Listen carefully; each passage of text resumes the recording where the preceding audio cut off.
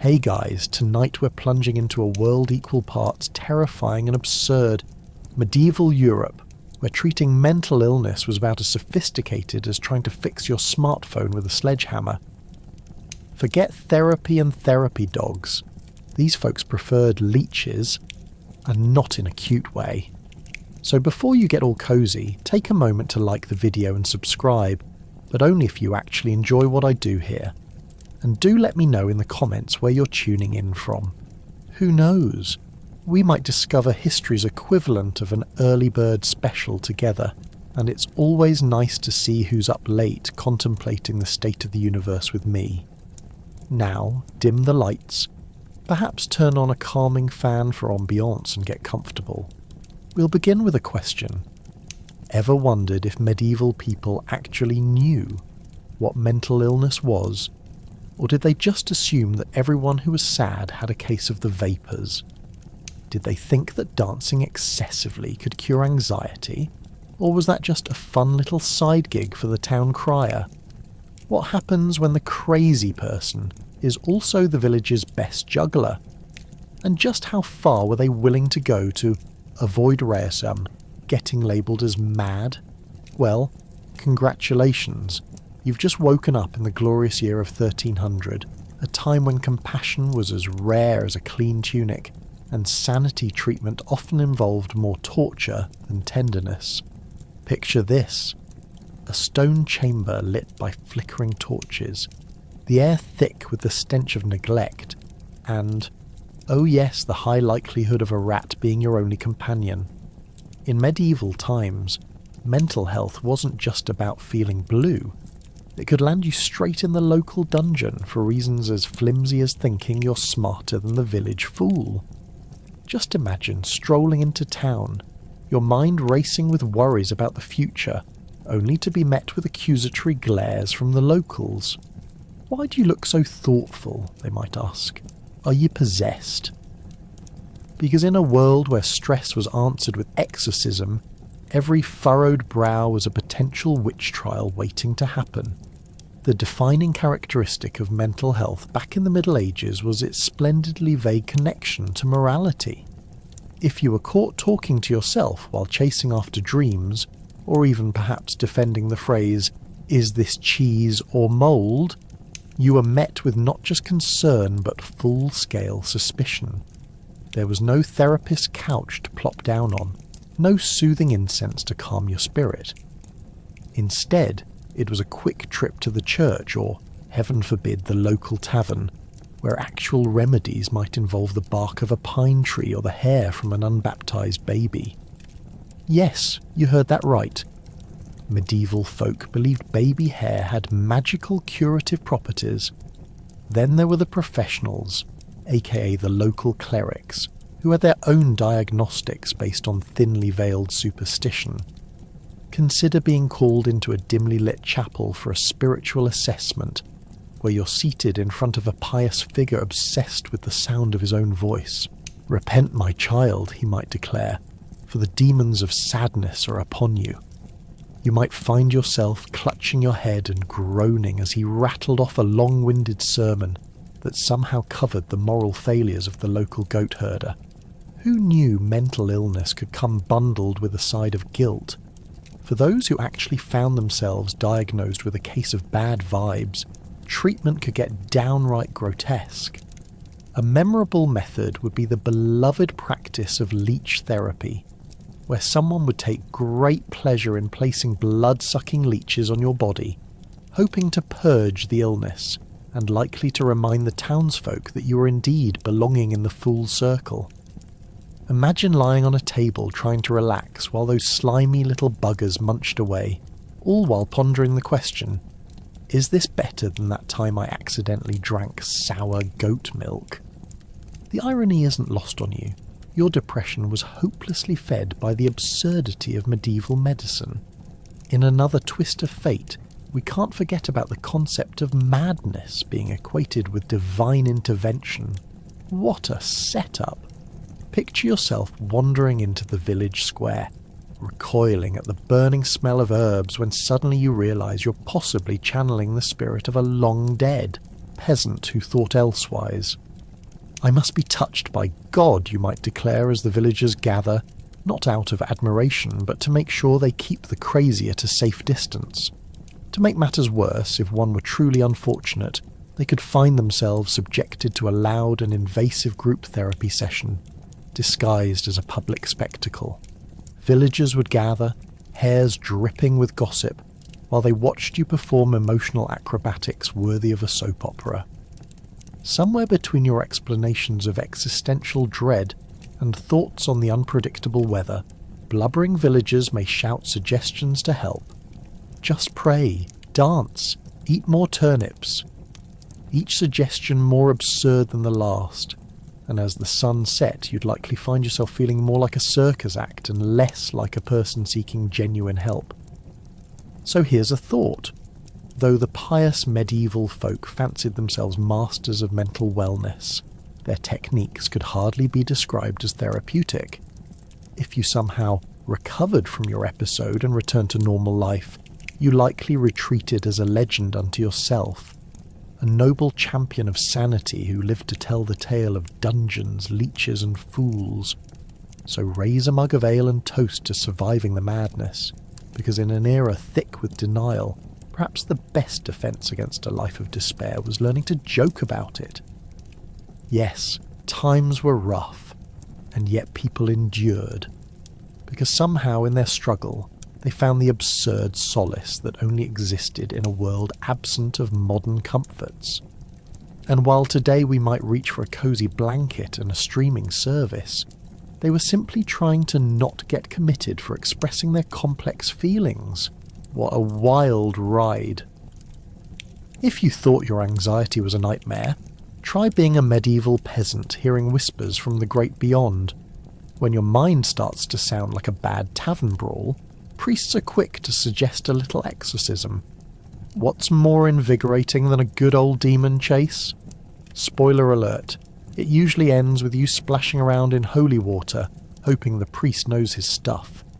Thank goodness there aren't any Yelp reviews available, or you might be all booked up for weeks after testimonials of your ill-fated exorcisms.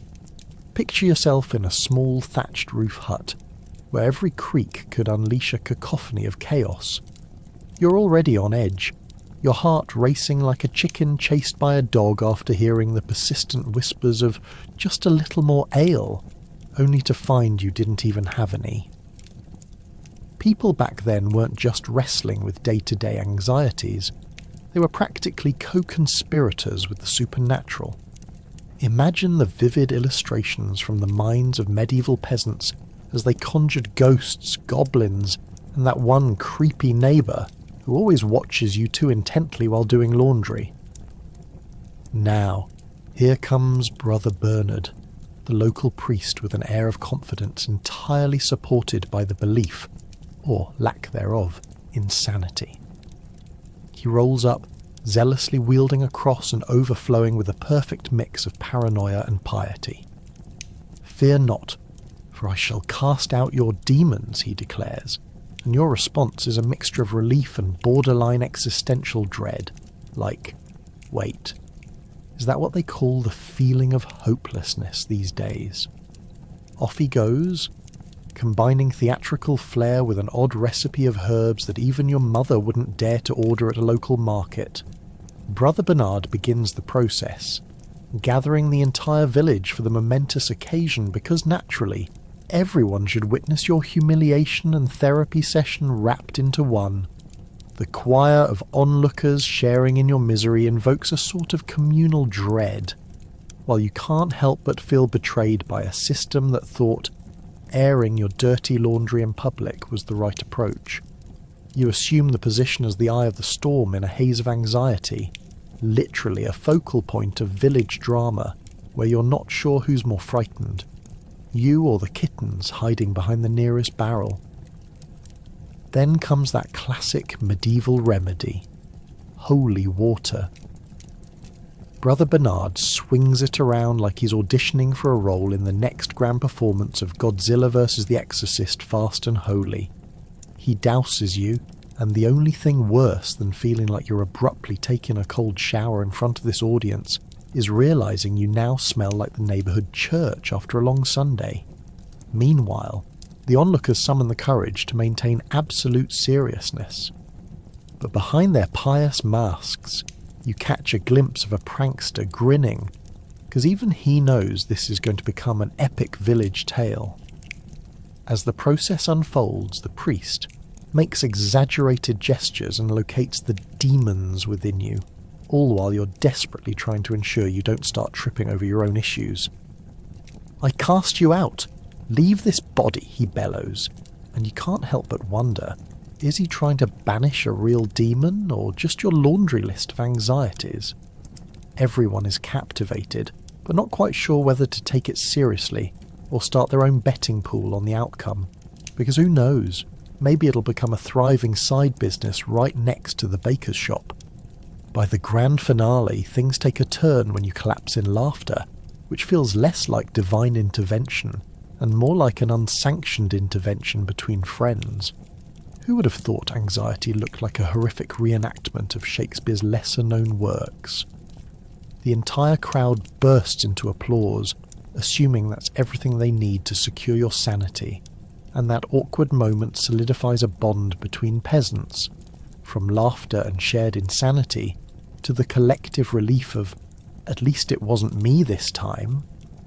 So, whether you left the ordeal feeling possessed or spiritually enlightened, this episode goes down in the history books as one of medieval peasantry's most colourful anecdotes. Because, at the end of the day, you can always count on a good old-fashioned exorcism to add a few twists to the tale of mental health, where belief and absurdity converge underneath that questionable thatch of wood, and everyone walks away with a moral lesson, whether they wanted it or not. When mental health issues hit medieval towns, they didn't go unnoticed. Forget about quiet therapy sessions, it was a community event. Buckle up as horrific mishaps turn into market day spectacles. You'll witness feuds and breakdowns like Olympic performances, with villagers betting on how much turnip spitting someone can do while crying. Picture this. You're perusing the produce stalls, enjoying the ripe smell of apples mixed with the not-so-pleasant aroma of unwashed humans. Suddenly, a local farmer named Wilfred, whose ideas about your grandmother's cooking are more complicated than quantum physics, takes centre stage.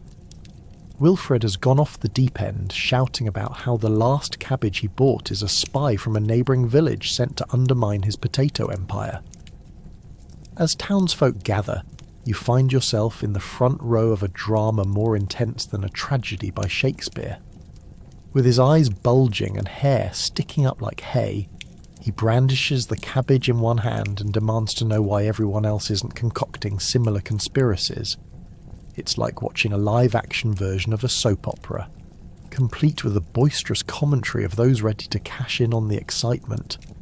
"I'll bet a copper that Marjorie can get him to eat that cabbage before the sun sets," they shout.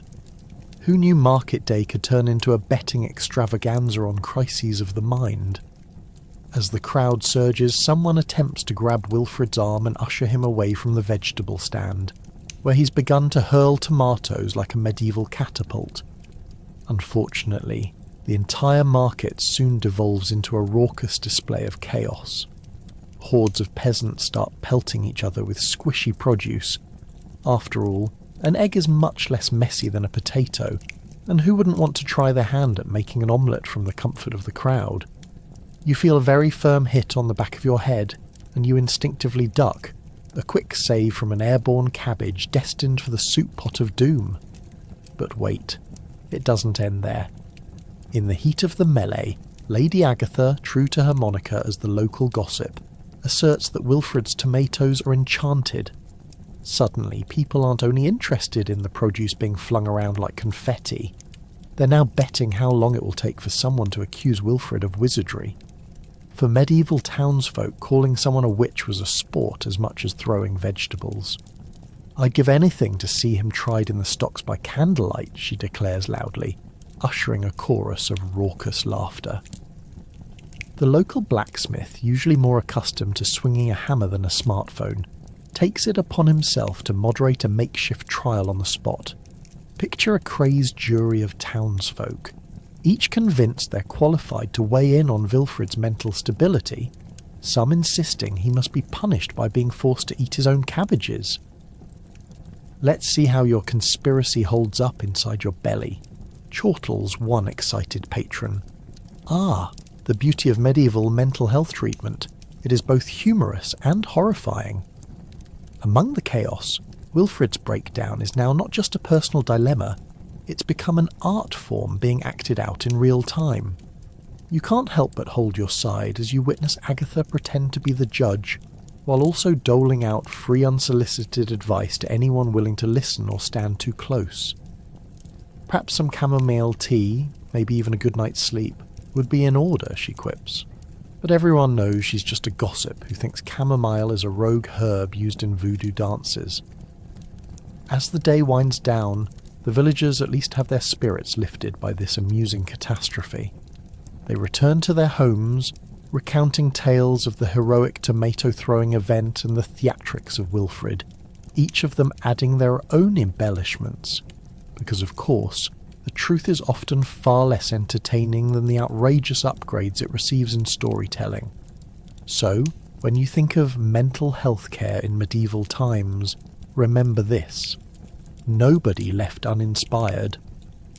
While it may not seem like a viable therapeutic remedy by modern standards, the public spectacle of market day meltdowns offered an unexpected touch of camaraderie to share in mental struggles, along with a hearty laugh. Plus, when else could you enjoy the sight of defiant markets and spirited debates, giving both entertainment and a sense of community at a time when even a touch of madness was just part of life's quirky tapestry. Enter the local apothecary, a charming young witch who specialises in weird brews and dubious powders. Ah, a little chamomile for your nerves, or perhaps you need some eye of newt with ground squirrel. That should do the trick. In a world of strange remedies, picking out your potion feels like a game show gone horribly wrong. Testing mental health solutions in a medieval apothecary? Talk about raising the stakes. As you step inside the apothecary's dimly lit shop, you're met with a kaleidoscope of colours and an odour reminiscent of a skunk trying to bake cookies. Jars filled with unrecognisable herbs line the walls. Some might double as dinner ingredients, others as the next great medieval horror story. You aren't sure what's more unsettling: the collection of preserved frog legs stationed suspiciously near the door, or the vague, judgmental stare of the cat lounging nearby, which you're convinced is the true owner of this establishment.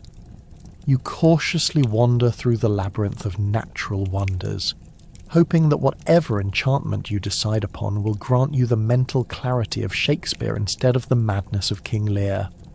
Your apothecary, with herbs woven into her hair and a delightfully crooked smile, sidles over with a potions book, offering you treats that make your skincare routine look basic at best.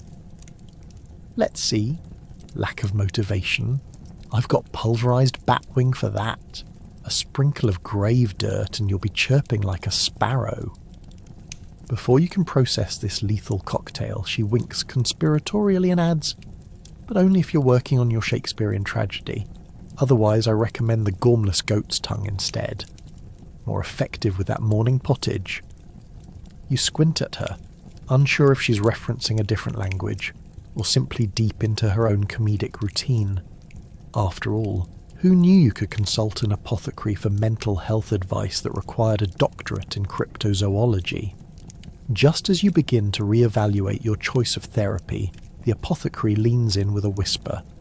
"But listen, my dear, don't forget to pray. The church has a lot to say about mental afflictions too. Yes, prayers. Let's talk about prayers, an amusing yet ominous combination with potions.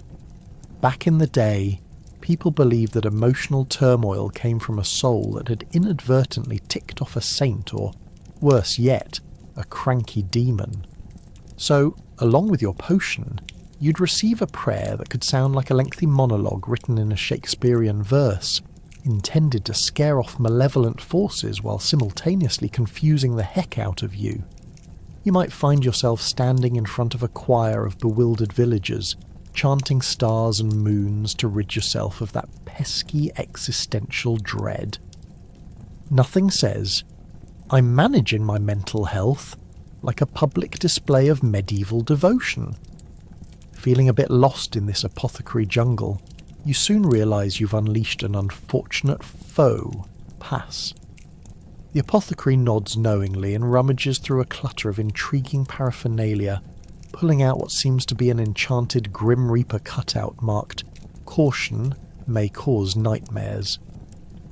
"A little accident yesterday," she whispers, eyes twinkling.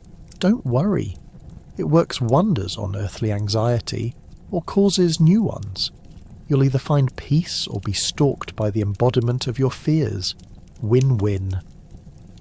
You start to reconsider your choices for mental therapy. Perhaps consulting a neighbour who dabbles in chicken keeping would be better. After all, hens are far less likely to berate you for mispronouncing a shrill exorcism chant. But then again, their egg-laying habits are also a cause for concern given they're on the local gossip vine debating the collective squawking conspiracy. Back to the potions. You notice a sign hanging atop the apothecary's herb station labelled "Today's Special," and you lean in closer. "Sweet relief from despair for just 3 groats," the sign reads. But your eyebrows shoot up as you peer closer at the ingredient list. Curses on cursed days, dreams on troubled nights. Sounds like the perfect solution is just a coin toss away. With newfound determination, you grab a small vial of suspiciously glowing liquid. "Drink me," it says in bold letters. You can't quite tell whether the words are printed, or if they've been hand-drawn in some unflattering handwriting. But hey, a gamble on psychological recovery was always better than tripe soup, right? As you throw caution to the wind and hand over your hard-earned groats, you find yourself pondering the true nature of healing in medieval society. Mixing potions and prayers in whimsical combinations may seem absurd, but at least it carried an underlying thread of community, folklore and eccentricity, no matter how terrifying.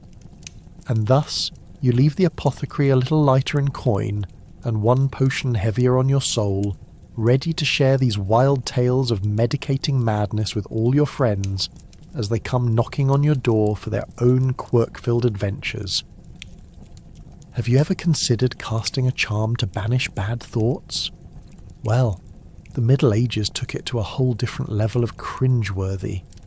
Between mispronounced incantations and funky dance moves meant to please the spirits, you'd think they were auditioning for a medieval musical rather than trying to chase their demons away.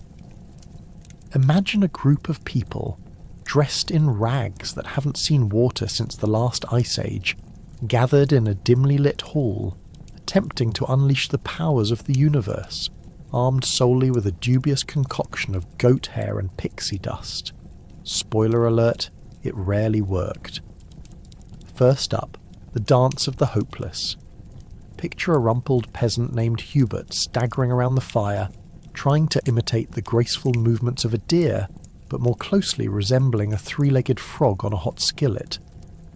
Meanwhile, the villagers chant the incantation of withdrawal, which sounds more like a tongue twister gone horribly, horribly wrong. By the power of this rat's tail and the squeak of yonder cat, I summon spirits near and far. Please take my burdens, or at least my bad breath. No wonder the animals in the village wore expressions of pure terror, but that's not all. Let's talk about the stunning range of spiritual essentials that they believed would enhance their rituals. Herbal infusions brewed in pots that resembled something you'd expect to find festering in a swamp were top-notch. Who needed essential oils when you could just brew a cocktail of bitter herbs and call it a potion? Just the delightful scent of chamomile mingled with mud and regret to inspire sheer confidence in your banishment prowess. Now, as these spirit dancers muscle through their choreography, What they don't realise is that their charms are about as effective as tossing a tiny pebble at a dragon. When nothing happens, it's time for the group to regather for a desperate attempt at improvisation. Enter Alda, the resident wise woman, who, in her boundless wisdom, decides to throw a chicken into the mix. And not just any chicken. This one's named Clucksworth, and was once rumoured to have a penchant for predicting the weather. Let's just say it didn't go as planned. Not only did the chicken squawk more than a child throwing a tantrum, but it also managed to escape, leading to chaos in the gathering that could rival any good circus. As the spirits are nowhere to be found, villagers scramble for the remnants of their dignity, while desperately trying to come up with explanations. Let's not forget the cleansing of the air, Alda yells enthusiastically, waving a bundle of herbs around as though she's trying to swat an invisible fly. The result? Squinting villagers, gasping for breath, and an overwhelming urge to sneeze through most of the ceremony. It's worth noting that not every treatment landed a fantastic stage run. The Scholars of Shielding, a group of village men devoted to creating charms, notoriously offered chants recorded via the oral tradition. Somewhere between "Hark, a lord approaches," and "Prithee don't step on the chicken" was their actual battle cry against everything that didn't fall into the realm of normal. Better to accidentally ward off the neighbour's goats than to admit their charms had all the potency of buttered toast. If rituals occasionally spiralled into debauchery, their effects were no laughing matter. Many villagers were observed walking away feeling pinned with doubt and dizziness, all thanks to the classic remedy known as mumble bumble hocus pocus. They'd pop up thinking they were winsome fairies when in fact they merely stumbled into marshy fields echoing bees and piercing the ears of anyone nearby. Still, these failed rituals gave birth to humorous folklore that swept through the village like a fever. Did you hear about Hubert and Alda's dance? They ended up invoking the spirit of the wayward goat instead. This in turn spurred another so-called healing ritual consisting of a goat costume donned by the village jester, which turned out to be the highlight of the local fairs, a true win for the kingdom of quirky therapy. The essence of their ridiculousness was not wholly lost between clusters of superstition. It offered opportunities for the village to bond over shared failures. And who knows, maybe that flicker of laughter was, in its simple charms, a systematic way to ward off their own demons. So, while Hubert may have remained a wobbly impression of a deer, and Alda's attempts at wisdom may have left a slightly bitter taste, their dance into absurdity at least shone a light on the importance of community, even if the spirits probably took one look and fled the scene in horror. Imagine rolling up to church hoping for some spiritual guidance, only to be greeted by the local priest preparing to drop some truth bombs about confession, and let's just say they're not really interested in your mental well-being. Instead, they're handing out penance like candy on Halloween, insisting that a good sin squashing is all you need to feel better. Spoiler, it rarely works. You step into the dimly lit confessional, which feels less like a sacred space, and more like a poorly constructed sweat box where you're about to air your dirty laundry. The priest's face, hidden behind a grill, has all the empathy of a boulder wearing a stern expression. "Tell me your sins," he demands, sounding a lot like a cashier at a pumpkin patch trying to meet a sales quota. As you begin listing your offences, maybe forgetting to pray before meals or a particularly unholy thought about the neighbour's goat, you can feel the weight of guilt pressing down like an anvil. Forbidden thoughts, by the way, were a major scandal back then. If you so much as blinked at a neighbour's cow, you could be looking at eternal damnation. Your mental health is not on the agenda here. Merely diagnosing your soul's ailments is the order of the day. You've opened up to the clergy about a neighbourhood feud, and the response you get is less than soothing. A good worry is simply a sign of your waning faith. All of this psychobabble is wrapped in a bow of heavy doctrine, making you seriously reconsider that second helping of gruel you munched on last night. The church didn't do therapy sessions, but they sure knew how to hammer on guilt, transforming your mental squabbles into soul rot, or whatever they fancied it to be. The priest shuffles your penance options on a flyer like he's flipping through pizza toppings. 5 Hail Marys, 2 Our Fathers, and, burn a candle for your collective sins. Simple, right? Only it never is. After stumbling out of the confessional and back into your dreary life, you wonder if you just got scammed. And what if your plight doesn't stem from sins, but from life itself? The clergy usually missed the point that sometimes people just need a good chat over a pint. Obviously not in the tavern, where the only thing you'd likely receive is a swig of questionable ale and an earful of gossip about Agnes the Unwashed. Those mental health needs just didn't seem to warrant a mention from Father Grumbleface. In fact, more often than not, when people would express troubles, the priest's solution resembled that of a medieval mom, trying to soothe anxiety with cookie dough, which often meant invoking spirits, praying louder, and removing anything that might resemble a good time. But mental health wasn't something the clergy knew how to address. Did they really want to address it? Heaven forbid. That would require effort. And you know how medieval fathers of the church felt about extra effort when there were turnips to be harvested. So people trudged home post-confession, questions lingering in the air like the scent of last week's pottage, heavy and irritating. Turns out the concept of mental well-being was overshadowed by thoughts of hellfire perfected by the church. Enjoy your penance, they'd beam, ignoring the fact that you just confessed to feeling overwhelmed by your neighbour's angry goose. It'll help your heart align with God's expectations. As you sat outside, trying to make sense of it all, the sky seemed to resonate with laughter as you rolled your eyes upward, praying for some wisdom to navigate your medieval mess. But every so often, the clergy could end up becoming unwitting therapists, though not quite in the way you'd hope. Listen closely, and you might hear them create oddly poignant insights drenched in doomsday prophecies.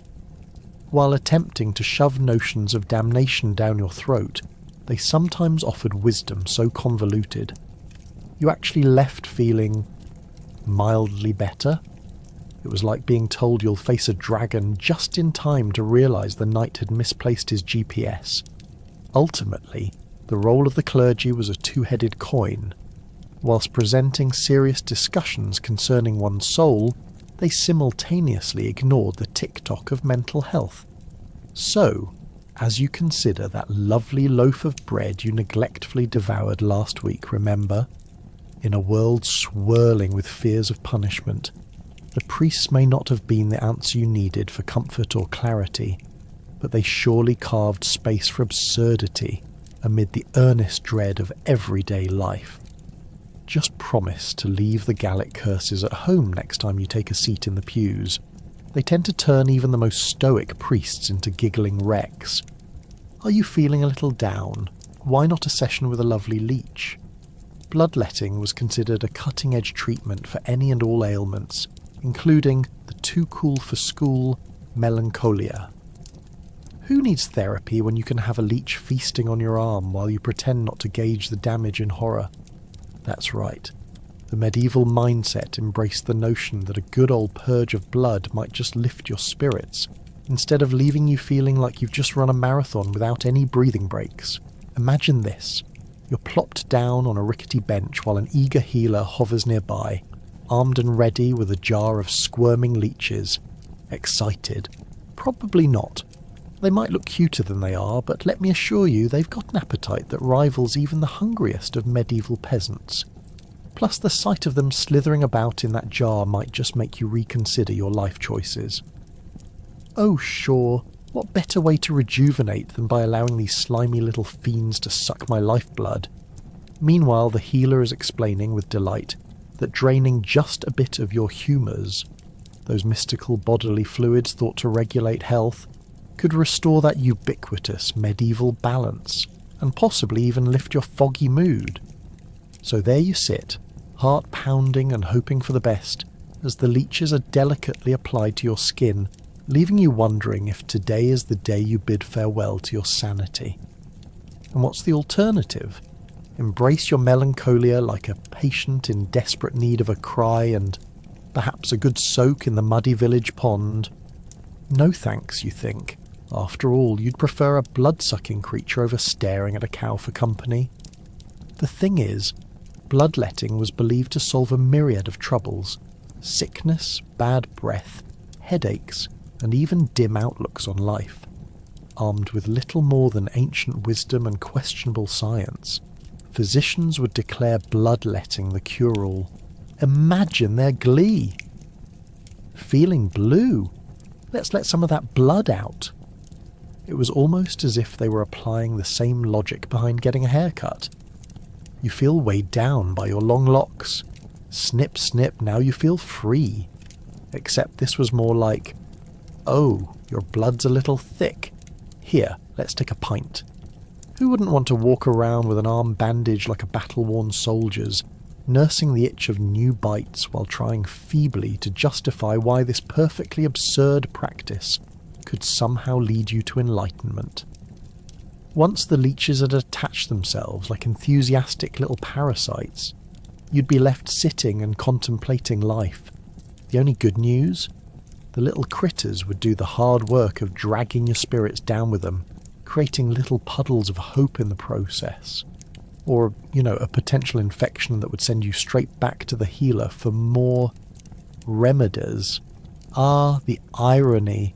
But how did this shady practice endure? Well, our medieval friends loved magic, especially when it came wrapped up in nature's furry accomplices. Leech therapy had its roots tangled in ancient beliefs, with roots dating back to the time of the Egyptians, and endorsed by someone as credible as Hippocrates. It boasted a legacy longer than anyone's fear of bugs under the bed. It gave your average villager a sense of comfort. It carded out the idea of a natural solution provided by this earthy friend. Sure, it's a little weird, but hey, if it worked for some ancients, why not the average Joe? Eventually, though, things took a turn for the worse, as your health plummeted amidst the incessant draining, because let's call a spade. Too much bloodletting could land you in a coffin faster than you could say pottage. People began to ask questions. Is this really helping? They wondered. Maybe we should consider actually consulting someone who didn't think the main ingredient for feeling better was turning into a human blood bank. So, as you can see, leech therapy seems less like a therapeutic endeavour and more like an episode of medieval folk horror. But sitting with the lessons of the past, at least you can gratefully sink into your bed tonight, knowing your personal care no longer involves suppliers of slimy blood-sucking creatures. Rest tight, dear listener, for the age of leeches is a fascinating chapter, now safely tucked away in our collective memory, reminding us just how far we've come from the dark ages of healthcare. Who knew you could get all that from a creepy crawly? When the cows start acting weird, it's not just an ordinary day in the fields. Oh no, this is the beginning of a group hysteria that will leave you second-guessing your sanity, especially when it escalates into mob behaviour. Watch out, or you might be deemed infected, leading to a public panic that makes your local news gossip look like child's play. Picture it. The rolling fields of medieval Europe, a pastoral paradise, until Bessie starts mooing like she's auditioning for a revival of Phantom of the Cow. Suddenly the whole herd is kicking it into high gear, bolting in every direction like they just heard a rumour about a better pasture across the way. As the village gathers to witness this bovine breakdown, the atmosphere thickens with unease, like a poorly brewed ale left to fester. Fear ripples through the crowd like a bad game of telephone. Did you hear? The cows are possessed. Oh yes, because the only logical explanation for a cow prancing around is clearly demonic influence and not, a case of bad feed. Villagers exchange wide-eyed glances, already anticipating the day's gossip and the bonfire tales that will inevitably ensue over winter. And here's where things really get amusing. Once those cows start acting too strange, all logic flies out the window faster than a drunken peasant at a spring festival. It's not long before neighbours are whispering theories about witchcraft or some error in cosmic alignment. Did you hear? Old Man Gruff's been talking to the devil. Psst. How the elders can put a price on attributing bovine ballet to the dark arts is beyond us, and yet here we are, the town crier about to host an unsanctioned witch hunt. Next thing you know, villagers are rushing to gather pitchforks and torches. That's right. Nothing brings a community together quite like a little livestock drama. Panic percolates as unease takes over like a bad carrot stew. Very quickly, you find yourself in the middle of a bizarre bovine witch hunt, where the peasants scream louder than the cattle themselves. "Burn the witch!" they shout, hoping someone is holding a pitchfork steady enough to deter the fear that looms larger than life. But let's not forget, dear listeners, that this isn't merely a case of mob mentality. Oh no! When the cows become the centre of attention, human behaviour also plummets into absurdity. You might find yourself pondering grim thoughts about your neighbour's peculiar sourdough starter, because fine folks, we're all searching for an explanation. Bolting anywhere is better than facing grim realities, right? It's almost sweet, really. When constructs of panic take reins over your logical faculties, every event transforms into a trial of moral panic and good humour.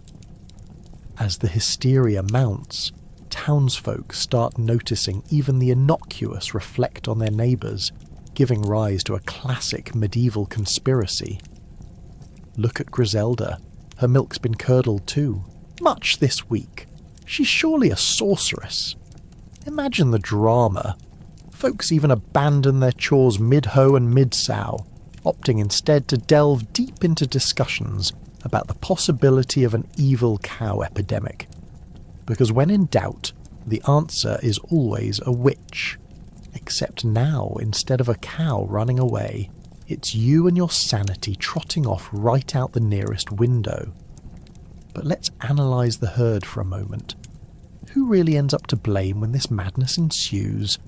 History shows us time and again that, yet again, it's the whole community caught in a chaotic uproar over dairy drama.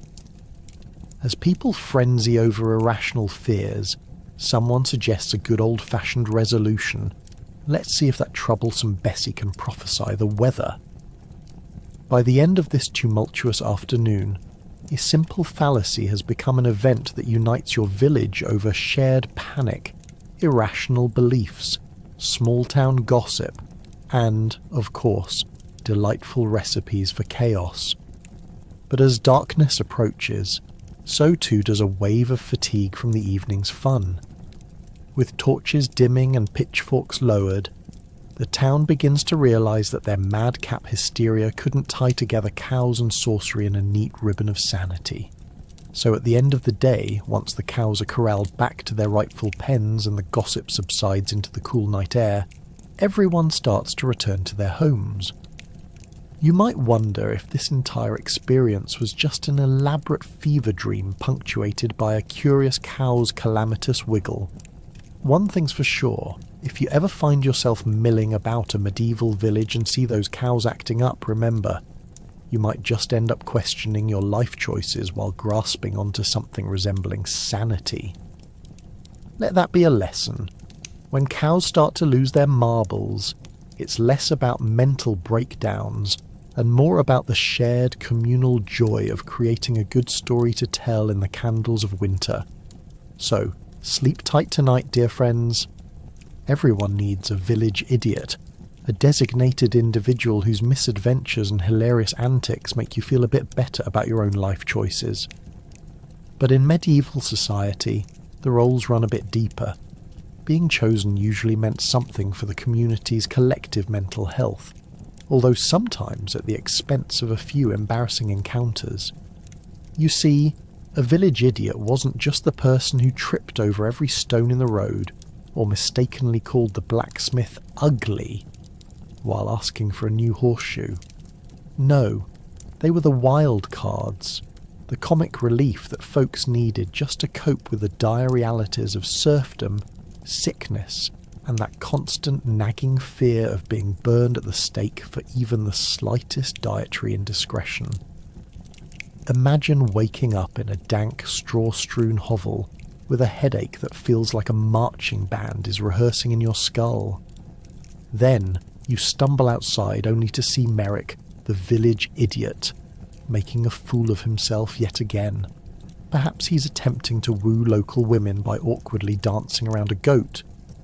In that moment, your burdens feel lighter, and laughter dances in the air like a bard's ballad. Merrick may not have been the most gifted in mental acuity, but he certainly had a knack for comic timing that could rival any jester at court. You might wonder how a village could pick its own fool. Was there a casting call? Or did Merrick win by default after everyone else ran for the hills during the plague? It was more nuanced than that. The village idiot role was deeply intertwined with social dynamics. Communities relied on their designated fools not only for entertainment, but also to normalise the idea of mental illness. When someone hollered in the market or displayed strange behaviour, villagers could point to Merrick and think, "At least I'm not like that." This spectacle was essential for collective mental well-being.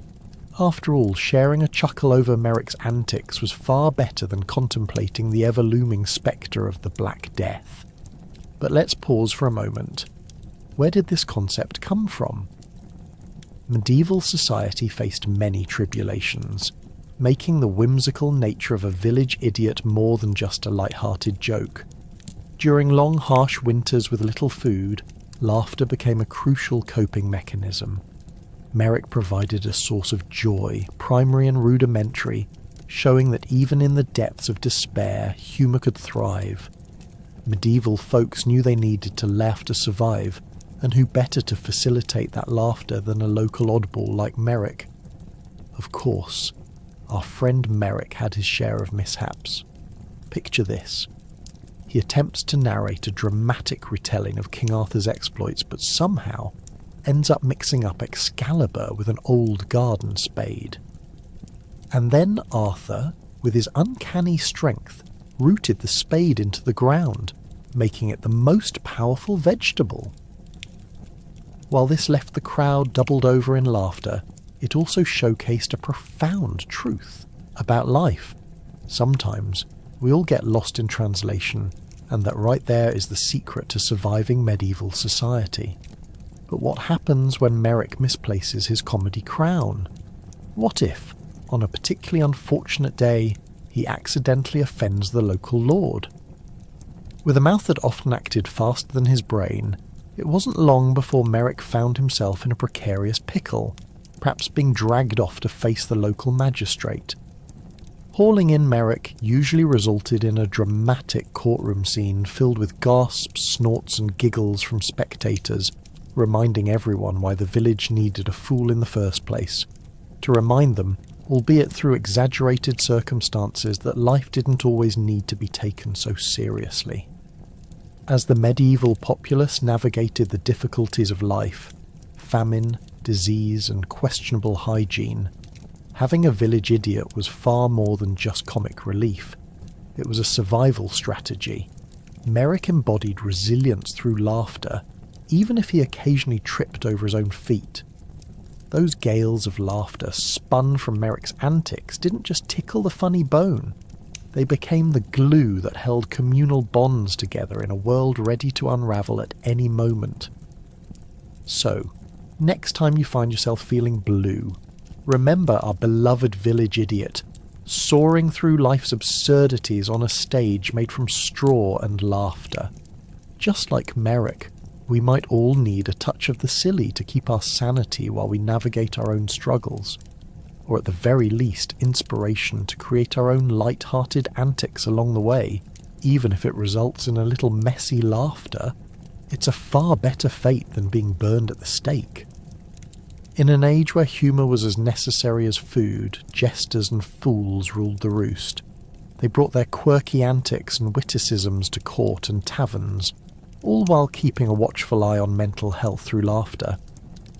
Become well acquainted with the realities of life, as you discover that the cleverest jokes often held a deeper wisdom than the most splendiferous sermons. Imagine a scene, a grand medieval banquet hall where lords and ladies draped in their finest furs nervously sip their weak ale as they await the inevitable snares of fate. And in strides the jester, with a smile wider than a moose, bright motley garb, and a hat adorned with bells that jangle like a merry choir of rats. The moment he opens his mouth, the crowd leans in, eager for escape from their gilded cages. "Why did the chicken cross the road?" he bellows. "Because it heard the grass was greener on the other side, unlike our peasants, who just keep wandering in circles." The laughter erupts, genuine and heartfelt, temporarily burying worries of toil, taxes, and that pesky rumour about the Black Death. It's no wonder that the jester often had a direct line to the king's heart, and sometimes even more influence than the court's lavish counsellors. You see, humour became a shield in an era where misfortune loomed like a stubborn cloud. In a world full of visceral danger and collective anxiety, the fool in all his silly brilliance provided a crucial service, bubble-wrapped wisdom served up with sprinkles of absurdity. It's a little like your favourite sitcom, except the stakes don't involve flashy lights, just life or death. No pressure or anything. Whenever the court grew too serious, with debates drifting into thorny matters like taxes or land disputes, the jester's comedic air could lighten their hearts, reminding all that laughter was just as vital as bread. Let's not forget the role of the jester was the ultimate balancing act, a tightrope walk between reality and the absurd.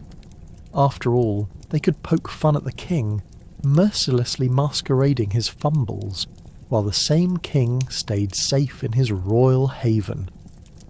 But crossed the line too often, and one wrong pun could lead to a very permanent vacation, like being thrown into the dungeon, or suddenly discovering you'd become a soup of the day for a passing executioner. On the flip side, any sharp observation about the nobility could take root in the populace's psyche, sowing laughter among the peasants while ripening rebellion underneath the superficial veneer of merriment. And what of the taverns? Picture this, a dimly lit hideaway, the kind where the smell of old beer mingles with that of roasting meat. Here, the jester's charms spread like warm bread in winter.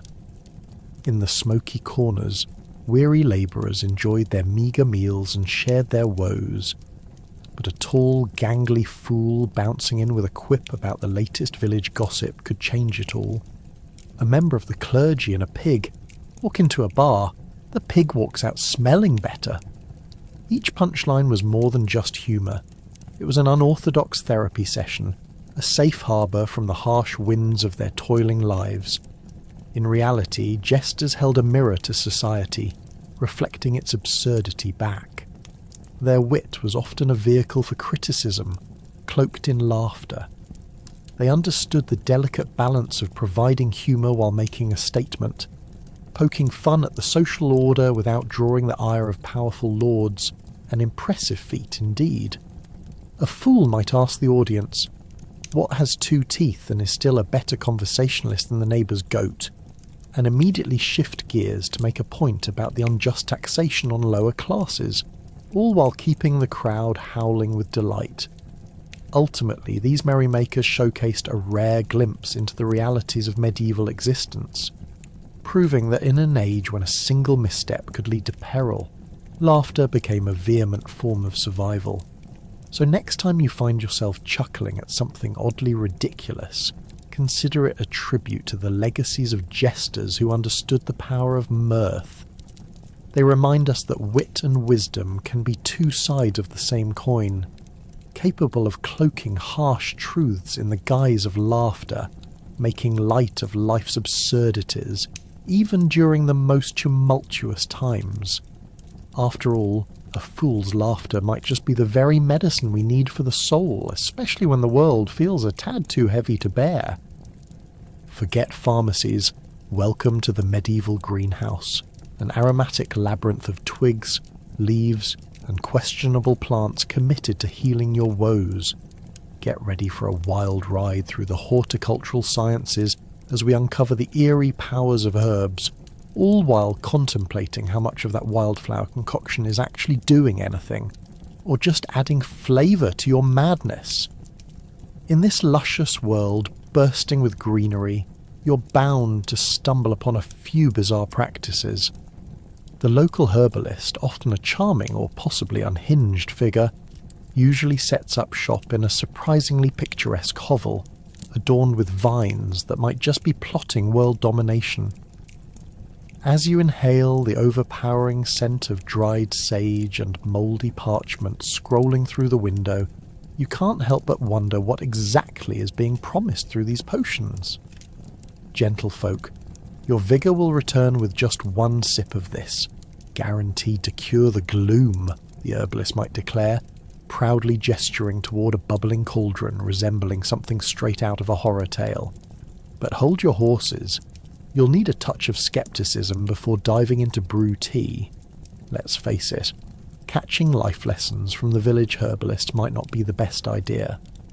Most of these so-called remedies sound suspiciously like magical potions, cobbled together from ingredients you wouldn't dare touch in polite company. Imagine finding out that the secret to managing your despair lies in a mix of dried nettles, cowbane, and a dash of something equally terrible, like a few drops of beaver musk. Sure, it sounds repulsive, because it is. But don't worry, if that doesn't work, there's always sow's ear syrup right around the corner. Health spoils can quickly spiral into animal cruelty situations, leaving you questioning why you ever wandered into this botanical buffet of potential regret. Now, let's paint an absurd yet vivid scene. You stand before a medic's shelf filled with jars of exotic plants like mullein, foxglove, and what seems like last year's leftovers from a witch's kitchen. The label reads Thunder Sweet, a blend of sweetness fit for a festival and thunderous headaches, promising to turn your mood from drab to fab.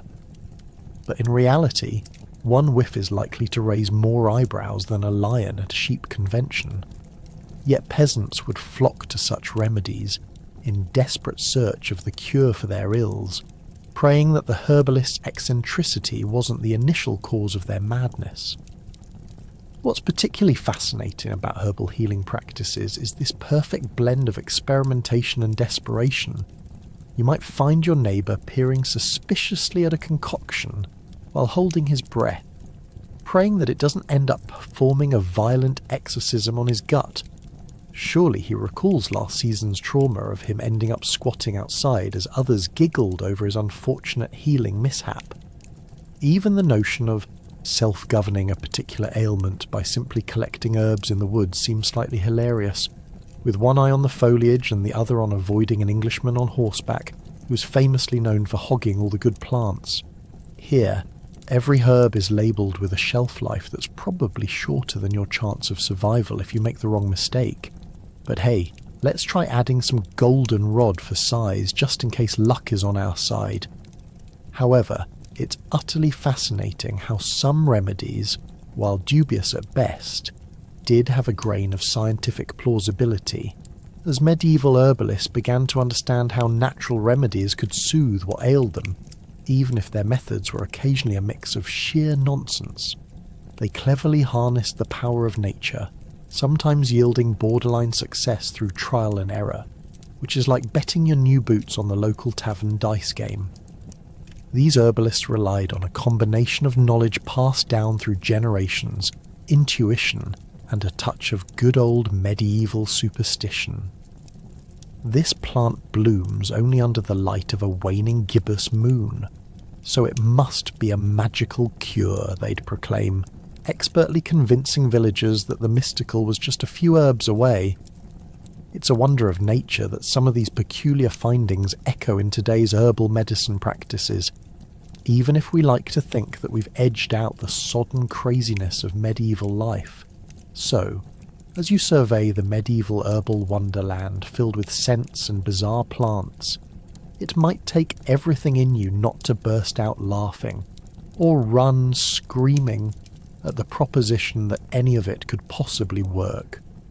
But therein lies the irony of the age. In a time when modern science was but a twinkle in a scholarly eye, villagers turned to these whimsical greens, trusting them with the hope never fades even in madness. And hey, who knows? Just maybe, the odd bit of daily greenery paired with unfathomable belief could provide a touch of comfort, reminding us that sometimes our very sanity might just need an eccentric blend of herbs to concoct a magical, if slightly ridiculous, remedy. Seek out the alchemist who believes he can turn your frown into fortune. Maybe it's the magic of gold that'll cure your mental ailments, but first you have to undergo countless experiments that'll resemble a science fair gone wrong. Spoiler: dreams of wealth often mingle with the horrifying spectre of exploding vessels. Picture yourself entering the dim, dusty apothecary, where an ancient alchemist is hunched over an array of strange, bubbling concoctions that look suspiciously like last week's leftovers. You might think you were stepping into a potion shop or a medieval Breaking Bad. Among the bubbling flasks and swirling liquids, the scent of burnt herbs and questionable oils thickens the air. Just the therapeutic ambience you were hoping for. Now the alchemist offers you the cure, a potion he insists is guaranteed to transform your pesky sorrows into sparkling riches. Just down this, and your mental troubles will vanish faster than my last batch of mercury, he exclaims, waving his arms like an overzealous chicken. You're sceptical. After all, the last time he tried to turn lead into gold, the neighbours were singing flaming tarantulas in a hilariously misguided rendition of a horror ballad. But desperate times call for desperate measures, right? You hesitantly drink the concoction. Let's hope the last ingredient wasn't drain cleaner. Your stomach churns, bubbling with anticipation and dread, as you mentally calculate how many goats you could buy with a fortune. In medieval times, alchemy was not just a quirky branch of chemistry, it was a beacon of hope for anyone suffering from any ill, including the mental kind. The idea was that this science could unlock the secrets of the universe, transforming not just metals, but emotions, desires, and mental anguish into a form of prosperity. After a few moments, you feel strange, and not just because of the dubious drink. Suddenly you're imagining mountains of gold, lavish feasts, and the local nobility treating you like royalty. But wait, what's that? That slight tingling sensation isn't enlightenment. It's your stomach trying to remind you that you should have ingested something less volatile. Meanwhile, the alchemist is flailing around, trying to stabilize an errant crystal, and you silently wonder if being rich is worth the risk of combustion. You'd almost prefer a more straightforward life as a peasant, dealing with animal droppings and erratic weather, rather than risking the explosive promises of the medieval age. But alas, you signed up for this magical roller coaster, so you lean in closer as the alchemist begins a new round of bizarre rituals, invoking an elaborate dance that might just be an audition for an off-Broadway show called The Magical Muck-Ups of Mental Health. As the night drags on, so do the explosions. What once started as a hopeful smidgen of excitement rapidly morphs into a theatrical horror show. You witness. Beakers shatter and try to avoid the whip of green smoke wafting dangerously close to your nose. That, my friend, was a miscalculation, shouts the alchemist, his enthusiasm never wavering. You begin to question the legitimacy of this entire process, eyeing the door as a not-so-sweet smell wafts through the room, and it dawns on you. You might just convert yourself into a fine paste of regret. just when you think it can't get any worse, an unfortunate explosion of bright purple foam erupts, showering you both in a rainbow of regret. Thrown backward by the blast, you crash into a pile of what looks suspiciously like alchemical rejects. Covered in glittery sludge, you find yourself laughing. The bravado of the alchemist and the absurd chaos of the moment start to lift the dark cloud above your head.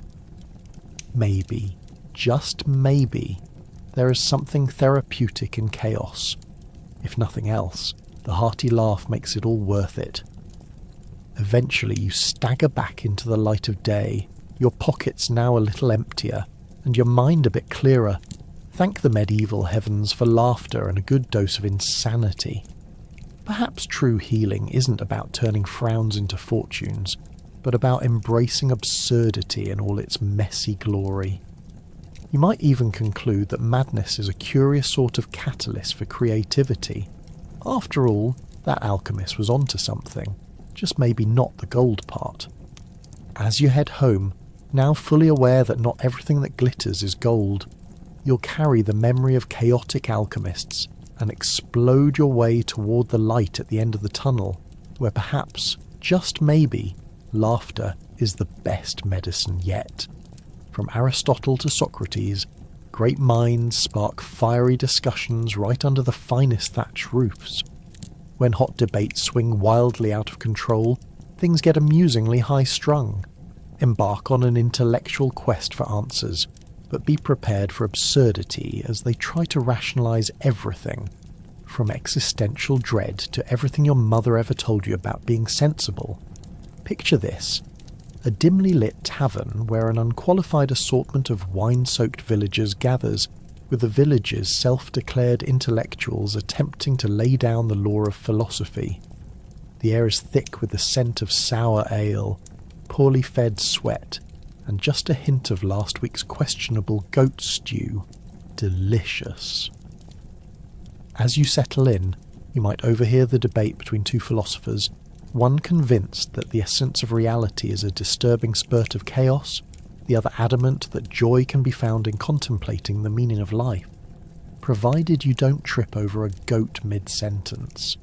They argue passionately, waving their arms around so frantically they could put windmill sails to shame, while a dog, probably more enlightened than either, stares curiously at their antics. These philosophers tend to draw their insights from everyday experiences, but don't let the seriousness fool you. Their discussions veer faster than a wild goose chased by a rabid raccoon. One minute they ponder the nature of love, and the next they argue whether to throw the next round of mead on reality's doorstep just for the fun of it. Why take an existential crisis seriously when you can treat it like a medieval blockbuster? Move beyond the tavern and you might find a candlelit classroom, or more likely a poorly lit hut, where impassioned students sit cross-legged on straw, desperately trying to telepathically understand the intricacies of existence. These students, self-identified, learned men, have decided to take enlightenment seriously. They do so armed only with battered scrolls, vague life advice, and a steady supply of stale bread that runs out faster than a debate about whether the sky is blue or just an elaborate joke played by the universe. Unfortunately for them, historical records show that these pursuits don't always have the desired effect. Instead of enlightenment, they're more likely to leave the audience nodding off, snoring louder than the local lord after a lavish feast. Forget nap time. In the Middle Ages, the only real danger was falling asleep amid profound discussions of nihilism, while the local blacksmith hammered away outside, determined to make noise that was far more interesting than any fancy philosophical lecture. But every now and then, a rare and miraculous occurrence, one of these philosophers actually manages to stumble upon a nugget of wisdom amidst the chaotic squabbles. For instance, the issue of whether it's worth it to strain your mind sorting out why you're poor when all your friends are living comfortably might elicit sage advice like, life's too short, drink ale and make merry. Genius, right? You can't get that insight from modern self-help books. As the feeble candles flicker and shadows dance on the straw-strewn floor, the humble philosophers transform into amateur stand-up comedians, grilling each other about life's paradoxes while the audience howls with laughter. Pure. Another philosophical bombshell detonates as one intellect exclaims, "If the mind is a blank slate, why are our clothes persistently full of dirt?" Their peers double over, gasping for air as they struggle to contain the boisterous self-awareness of their surroundings. And yet, despite the comedy of errors unfolding, these medieval thinkers inadvertently keep you awake with genuine curiosity. You find yourself biting into your hard bread, contemplating the strains of society, and wondering whether the village got stuck with its problems, personified through a fellow sheep like that one dude who casually eats dirt and swears it's all natural. Is the dirt therefore a metaphor for the existential struggles that bind medieval man? But then it hits you. This merry band of philosophers has a point. They are not only introspective souls trapped in a turbulent world, they are a reflection of the humour soaking through the fabric of life itself.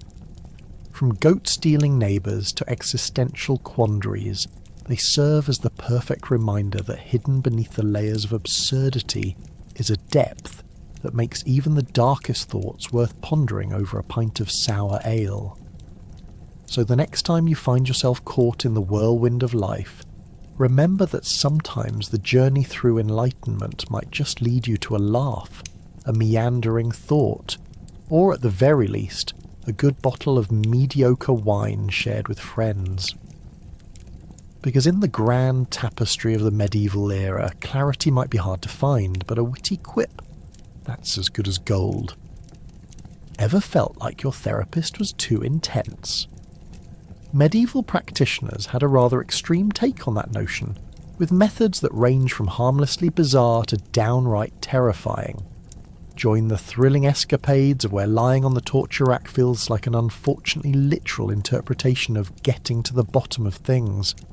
Talk about emotional baggage. Picture this.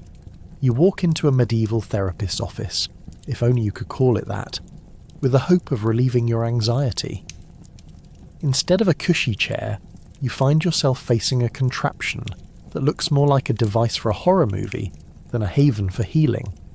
The torture rack. Yes, you heard that right. The medieval notion was that to ease the mind, you first had to stretch the body, quite literally, until something snaps. Let's take a moment to picture the scene. You're strapped down, tied like a Thanksgiving turkey, and as the practitioner cranks the handle, your limbs are pulled in opposite directions, one tight knot at a time. The idea is that if your body is in distress, your mind must be too, and nothing says mental clarity like dangling from a contraption that could easily double as a medieval amusement park ride. You might even start questioning if all this will finally put an end to your anxiety, or if you'll just be too sore to care, and if that doesn't whet your appetite for medieval madness, how about the ever-inventive bleeding methods that were the go-to for everything from melancholy to your neighbour's lacklustre bread production? Bloodletting, often overseen by a barber surgeon, yes, they took on multiple roles, involved applying leeches or lancing open a vein like it's a twisted version of a spa day. Don't worry about the hand hygiene. Germ theory hadn't been invented yet, so you got to enjoy a rustic communal experience that blended your woes with everyone else's questionable health decisions. And honestly, who wouldn't feel better after sharing a good leech session with their neighbour? As we lament the lack of bedside manner in these darkened halls, remember the medieval notion of humours. Think of your body as a spirit kitchen with 4 main ingredients: blood, phlegm, yellow bile, and black bile, and the wrong balance could cause a full-on emotional meltdown. If you're sporting a bit of sadness or, heaven forbid, melancholy, a doctor might have you lined up for a cheeky round of guess which humour you're out of balance with. The answer, all of them. But good luck getting that sorted with an herbal brew strong enough to knock down a bear, all while your neighbour clutches a chicken just in case things go awry. In the midst of all this chaos, community gatherings become a mixed bag of entertainment and absurdity. When it's suggested that a good terrestrial hover might alleviate your sorrow, you can bet your last crust of bread that the best place to test these dubious recovery methods is at the local town square. Grab a seat, dear listener. You'll get to witness someone being ridiculed for their ailments, while also hoping that whatever insufficiently antisocial remedy they're put through doesn't draw your attention. Talk about a private meltdown in public. And just when you think this humorless narrative can't get any more twisted, you're mistaken. As the locals debated the merits of various torture techniques as necessary for mental clarity, it became clear that being deemed mad occasionally shifted into a death sentence in the infamous witch hunts. Yes, many of those unfortunate enough to be categorised as peculiar found themselves smack dab in the middle of some intense therapy sessions that involved fire, water, or surprisingly arbitrary means of proving their sanity. Spoiler alert, the fire usually won. But let's not forget the smallest glimmer of hope as we dig deeper into this rabbit hole of madness. Those rare, society-defying thinkers who attempted to introduce compassion and understanding into the chaotic world of therapy. Guided by the ink of philosophers and scribbles of madness interpreters, a whisper of progress began to brew. Maybe, just maybe one day, someone would hand you a cosy cushion and a cup of herbal tea rather than a knee-cracking rack of despair. So, while we may thank our ancestors for bringing us these tremendously unique methods, somehow, someway, they remind us that mental health awareness eventually emerged from those painful beginnings. After all, if we can learn anything from history, it's that sometimes your therapist might just need a little therapy themselves. Immerse yourself in the era's quirky interpretation of feng shui as you decipher how furniture arrangement could affect your overall mindset. Is there something to that apocalyptic-styled table arrangement? Maybe a couch shaped like a perfect circle, dedicated to discussions on everything from the weather to why everyone's gone mad. In the Middle Ages, being a bit off-kilter mentally might not just involve dark thoughts. It could also entail a dangerous battle with your own furniture. After all, if you were going to have a meltdown, it might as well happen while seated in an awkwardly placed chair that felt suspiciously like it was mocking you. Let's set the scene. You're in your medieval hovel, and the furniture is arranged with all the care of a drunken raccoon on a spree. Here's a tip. If your table is positioned so that you're staring at a wall with a clown painting, because yes, medieval clowns did exist, you might want to rethink some choices. Is the chair facing the fire, or is it peering suspiciously into the shadows? In medieval times, it wasn't just aesthetics. The alignment of your furniture was thought to bring about certain energies. Did you know that placing your bed too close to the window could attract unwanted spirits? More than one guy lost his mind over a ghostly draft, you could say. Now, let's chat about the experts, the local sage or healer, the real feng shui enthusiasts. Picture a wizened old character, perhaps missing a few teeth, muddy from digging herbs, and sporting a tunic that hasn't seen a wash in weeks. They would solemnly declare that the proper arrangement could cure your melancholia. It was a belief rooted in a world deeply intertwined with nature, where simply turning your bed to face the rising sun could bring you untold joy and mental clarity. That's right, just throw your mattress over there and voila. You're now mentally balanced, or at least giving your neighbour something to gossip about. Your living space was your fortress, and if it wasn't holistic, it sure could be an escalating nightmare. Fear can do strange things to a mind. Ever been cornered by a table leg that seemed to have it out for you? You might want to consider a good reshuffle to deflect any incoming existential crises. In medieval lore, the placement of every piece of furniture was like a mini diplomatic affair with nature. The wrong setup could summon misfortune like a bad Tinder date. unwanted and awkward, but still right beneath your nose, placement preferences extended beyond just the indoors. Let's not forget the pastoral scenes outside where animals and crops were equally part of the feng shui debate. A cow just might enjoy its day more if it was facing westward, instead of staring at that terrible neighbour's goat. Did you ever consider the impact of your pig's position on your mood? It turns out your mental clarity was partially reliant on giving Ferdinand the pig a sunny spot by the hay, instead of a dark corner filled with cobwebs. Because nothing says mental wellness like a happy pig, am I right? Now gather your friends in that poorly arranged hovel, mix some mead, and have them share their opinions. It's not just therapy through conversation, it's furniture feng shui support group therapy. The philosophy of arrangement has transformed from solo contemplation to a raucous debate about shifting your sitting arrangements to calibrate your chakras, medieval style. Maybe you'll discuss arranging that couch shaped like a perfect circle to solve your neighbour's inexplicable fears of frogs. And what about the critical importance of fire? Now, that's a centrepiece worth talking about.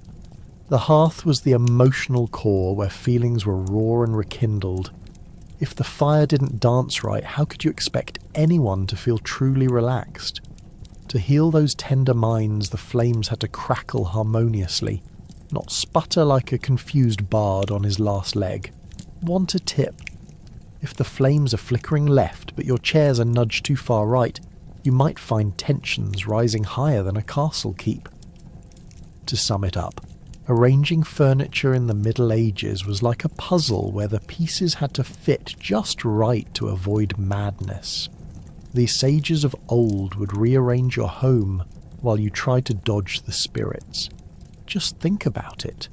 The simple act of placing your couch in the correct position might just save your sanity.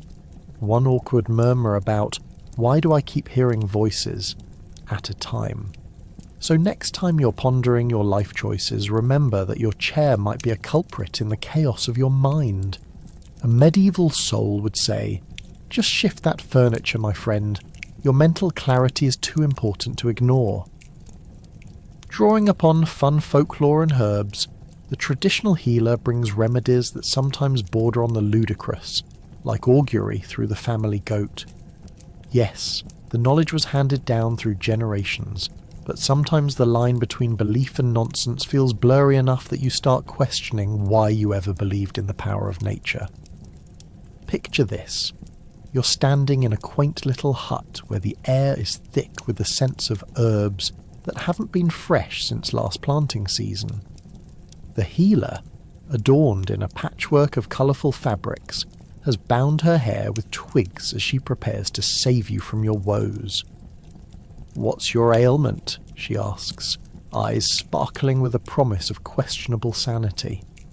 Perhaps it's depression, anxiety, or merely a case of "I can't believe I'm here in the middle of this."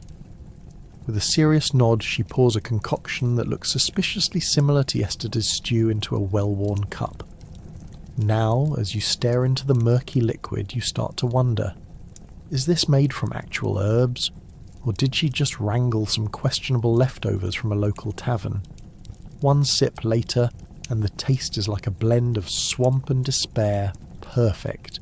Of course you drown the flavour with the thought of what it could do for your mental state. It might be just the thing you need to transform your existential dread into feelings of jubilance. Or maybe it'll just ensure your stomach feels like it's hosting a roll in the hay with a last month's cabbage. As you take stock of your surroundings, you hear the healer murmur something to a rather unimpressed goat. It's bleating like it's debating this entire wellness routine. "This goat knows things," she insists, as if it possesses the key to your troubled mind. You have half the mind to ask the goat if it could take your place in this bizarre wellness experiment instead. Just imagine it. The goat, sipping herbal tea while you lie curled in a ball contemplating your life choices. Let's move on to the more serious side of her methods.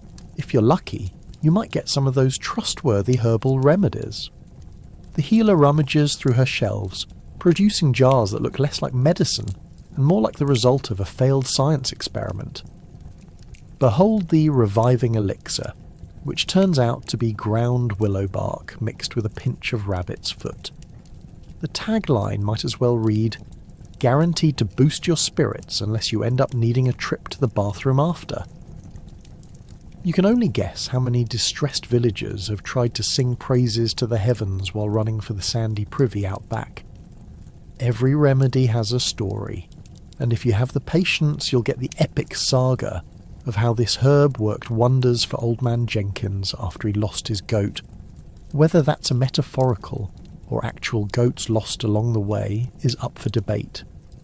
In fact, you discover that the more entertaining the backstory, the more likely it is that the remedy has done nothing other than give someone a good laugh in the throes of desperation. Speaking of desperation, have you ever heard of the blessed ointment? It promises to do everything from relieve headaches to bestowing good fortune, and somehow curing your neighbour's inexplicable propensity for squawking loudly at all hours. The catch? You have to wager a chicken, 2 goats, and possibly your cousin Gerald's hand in marriage. This sounds like an oddly elaborate way to cover up pesky mental health issues, but who are you to judge traditions? Traditional healers, while not exactly what you'd call experts, serve their purpose in ways modern medicine can hardly grasp.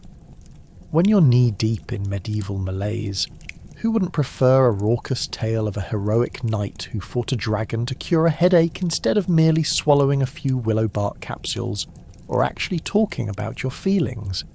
And so, your time in this healer's abode begins to turn mildly entertaining. You find yourself wondering how all these dubious remedies became so ingrained in monthly village routines. Perhaps they had an ancient endorsement deal with local farm animals.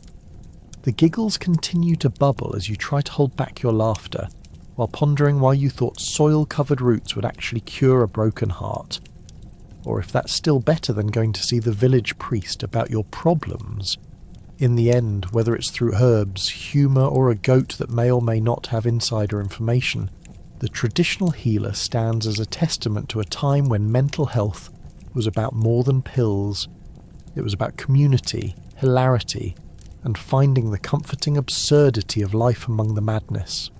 After all, in the tender war against despair, sometimes a little laughter is the best remedy of all. Welcome to the thrilling tales of local witch trials, where concocting anything out of the ordinary could send you straight to the gallows. Take part as villagers speculate over potions meant for herbal healing, sending the women of the village on a paradise run that suddenly transforms into a panic frenzy. Who knew ingredients could spell doom? Just imagine. You wake up one cold, damp morning, and the neighbour's cat starts sprinting about like its tail's on fire. Suddenly you find yourself in the middle of a witch hunt because last Tuesday, Martha used a bit of that mysterious rosemary from a shop that might have been run by someone controversial. And here's your neighbour's dog, barking furiously, joining in on the raucous as if it's the latest entertainment gossip. In medieval Europe, using herbs was as common as wearing wool socks, except if you used them in a way the locals didn't quite understand. Perhaps you added a pinch of sage to a soup. Dinner? Thy name is witchcraft. The moment someone saw a bit of unusual smoke wafting from your cauldron, or heard a suspicious chant coming from your kitchen, everyone knew it was time to assemble the posse. You're on the chopping block for the most absurd reasons, all while clutching your ditched broomstick and desperately insisting that your sourdough actually won't summon demons. But was it even too far reached? I mean, anything would seem suspicious if the sourdough was a little too sour. Word spreads faster than rumours at a high school prom. Take a moment to picture it. Villagers forming improvised committees to discuss your culinary escapades, debating the merits of that witch who makes the weird-smelling teas. And there's gossip. Oh, the gossip. You can practically hear the whispers. Did you see her talking to that old lady? They were brewing something. They must be plotting to bewitch young Timothy. Forget about exchanging friendly smiles. You're now the subject of a dramatic farce where villagers pile on the concern for poor Timothy's soul, tossing in a side of horror to make things juicier. Speaking of cauldrons, let's not forget about those charming herbalists, ladies often labelled as witches, who took their time in mixing and blending things like it was a cocktail hour during happy hour. Perhaps they dared to suggest that dandelion roots could help with headaches, or that willow bark might soothe those pesky backaches. Not that anyone had a prescription pad, mind you, so why not give it a whirl? After all, what other choices did these good folks have? Yet any misstep could turn you into a community pariah faster than you could say infamous while seated atop a rickety old stool at the local tavern. But when a few too many dandelion miracles failed to produce celestial outcomes, the panic took a sinister turn. Heaven forbid someone felt worse after a dose of herbal goodness from your hands. If it fails, better point the finger. Fast. Why not Martha? Who was that strange woman who dared to collect herbs at night under the full moon? Suddenly, you're in the spotlight of pity as the villagers brand you a curse in the flesh, and you know what? Nothing screams innocent until proven guilty, quite like being accused of witchcraft for possessing notable knowledge about local flora. The trial process was about as gentle as being dunked into a freezing river. The usual gnarly method often included sinking or floating, with outcomes decided by whichever way fate tilted that day. Did you float? Witch? Sink? Everyone feels pity, while quite possibly clutching their pitchforks for the next one. Talk about putting the fear into the real herbalists. One moment you're the go-to for home remedies, and the next you're contemplating life in a damp cellar, or the ryle of public execution. Reflective, really. What does this say about our human capacity for collective hysteria? Ultimately, these trials reveal a startling edge on the guillotine of logic. The fallout of fear overshadowed any potential rationality. Instead, clever folklorists and herbalists had to walk a tightrope of caution, knowing that each herb held the potential to heal or condemn. Perhaps the underlying lesson is that even in the pursuit of healing, a sprinkle of paranoia goes a long way. So might we extend a hand, one that doesn't cast harm, just a simple herbal tea to promote goodwill rather than wrath? Safety first, or one could end up being more of a potion-related celebrity than they bargained for. And so, as you slip back into the modern world, where herbal remedies are less likely to accompany a gallows, take a moment to thank the universe for scientifically sound wisdom. A world where your herbal tea might just mean a soothing sip rather than a hardship test of epic theatrical proportions. Get cosy with the concept of isolation and the struggles of solitary confinement, which range from self-reflection to serious mental deterioration. As everyday life revolves around constant company, the thought of being locked away turns into the nightmare scenario of the era. Trust me, negative impacts spiral faster than you could ever fathom. Imagine yourself in a dank, dark cell where the idea of solitude is less about meditation and more like a horror show played on repeat. In a world where community means everything, the very act of locking someone away could send shivers down the spines of the bravest knights. So, what did medieval society really think about isolation? Well, you're no longer just a person with a case of the blues. Instead, you risked becoming the proof that someone somewhere clearly displeased God. Perhaps you were overheard ranting about how your neighbour's cat was plotting against you. In such an event, isolation quickly escalated from gossip to a full-blown witch trial. Thanks to what was dubbed the madness of people, one ill-timed outburst could lead to you spend the rest of your days shivering in a cell, ruminating over the finer points of why rats are terrible companions. With community life humming around you like a beehive, solitude felt like being dropped from the social strata of existence. You'd hear the distant echoes of laughter and chatter growing fainter each day. Did you hear that? Your mind really begins to trick you when you're stuck alone with nothing but your thoughts. Those pesky little intruders that love to remind you of every embarrassing moment you've ever lived. Hey, remember that time you tripped over your own tunic and spilled ale all over Lady Marjorie? Yeah, good times. Your memories become your neighbours, and they're not paying rent. When isolation took the stage, it did so theatrically. Poor souls confided in walls riddled with cracks like a gnarled old tree, convinced that those architectural imperfections were engaged in deep, philosophical discussions. After all, it's better to chat with a brick wall than face the shame of your own thoughts.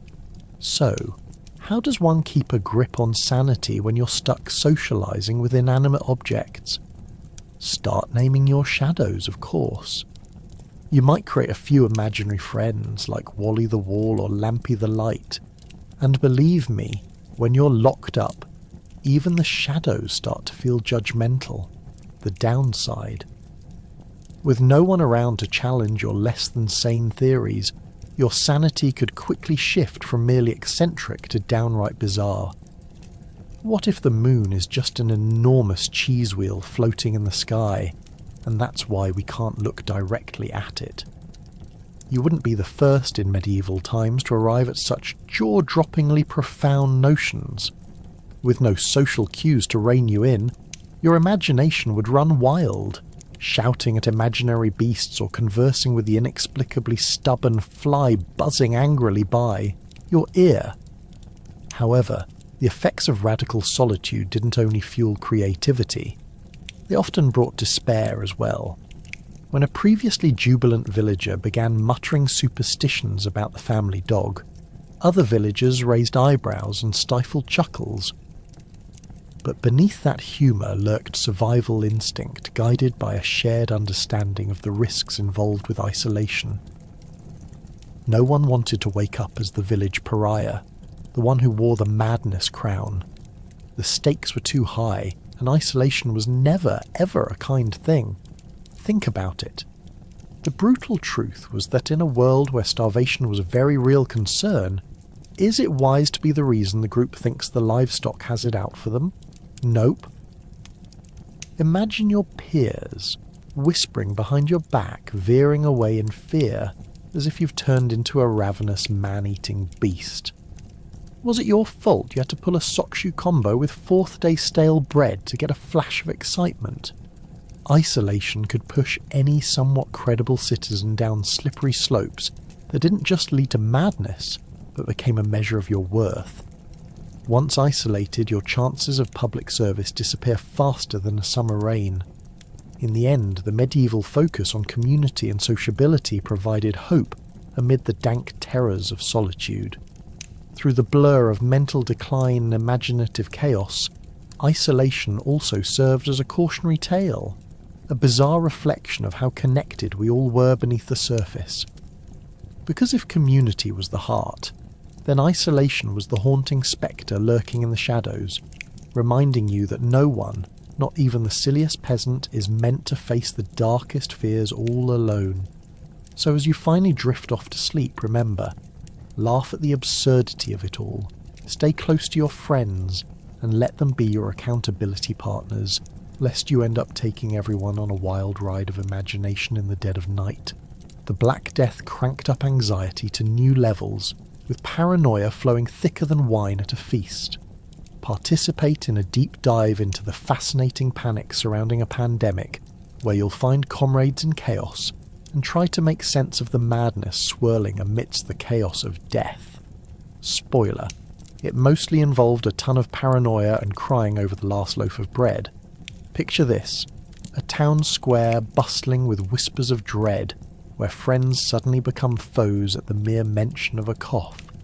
If you could time travel back to the 14th century, you'd find people half joking, half not, confessing, "If you sneeze, I'm out." As the plague made its merciless rounds, the panic strayed far past the issues of basic hygiene and good manners. Forget about washing your hands. Instead, the jolly folk of yore resorted to extreme measures, like dragging out the local blacksmith and his forge to implement a smoke plague prevention strategy. The smell of roasting animal hides and homemade herbs may have made everything feel less fatal, serving only to create a bizarre air of comfort while staving off the very scent of death looming around the corner. The locals believed if you smelled talking back and pairs of socks at the same time, surely death wouldn't come knocking at your door, but they evidently didn't consider what could happen if the unfortunate fragrance variety came from the person standing nearby who hadn't bathed in weeks. With the leap in death rates, regular folk became engrossed in dark rituals and interesting, albeit haphazard, family meetings. It wasn't uncommon for family members to silently stare at fermented cabbage while pondering the next potential victim on their block. After all, how do you determine who might have a tickle in their throat? Let's be honest, they even debated amongst themselves. We should eliminate the postman. He could carry the doom, right? But Dave's been out to collect flowers, and oh boy, do those daisies look infectious. Such was the creepy camaraderie of communities clinging to anything that felt like knowledge. As the weeks turned to months, a legacy was born out of that collective hysteria. It seemed that the Black Death was going after more than just bodies. It was harvesting minds too. Villagers witnessed the emergence of madness from rumours as gossip ran wild. Did you hear? Old man Wiggins was seen talking to his own shadow. He must be sick. Suddenly, being kooky became a badge of honour. Terms like the plague mad began to circulate. If you dared to venture outside for a bit of fresh air, you were warned. Keep clear of the back alleys. They're infested with those cursed souls and squawking pigeons. However, it wasn't all doom and gloom. One could argue that the Black Death inadvertently birthed a new form of social bonding. An absurd sense of irony emerged where people shared their fears over shared loaves of potentially infected bread while trying to stay 2 social distancing stacks apart. Morbid humour was now a coping mechanism, devolving straight into the art scene with comics, parody performances, and some rather interesting candlelight cabaret motifs emerging, complete with dancing mice and death masquerades. Who knew that a bone-riddled portrayal of the Grim Reaper could evoke laughter as a foot-tall rat sang show tunes? It turns out that death was just another centrepiece of humour to distract from their anxiety. Amid the madness, some have considered this era an unintentional masterclass in mental resilience. They made it through, mostly unhinged and hopelessly comedic.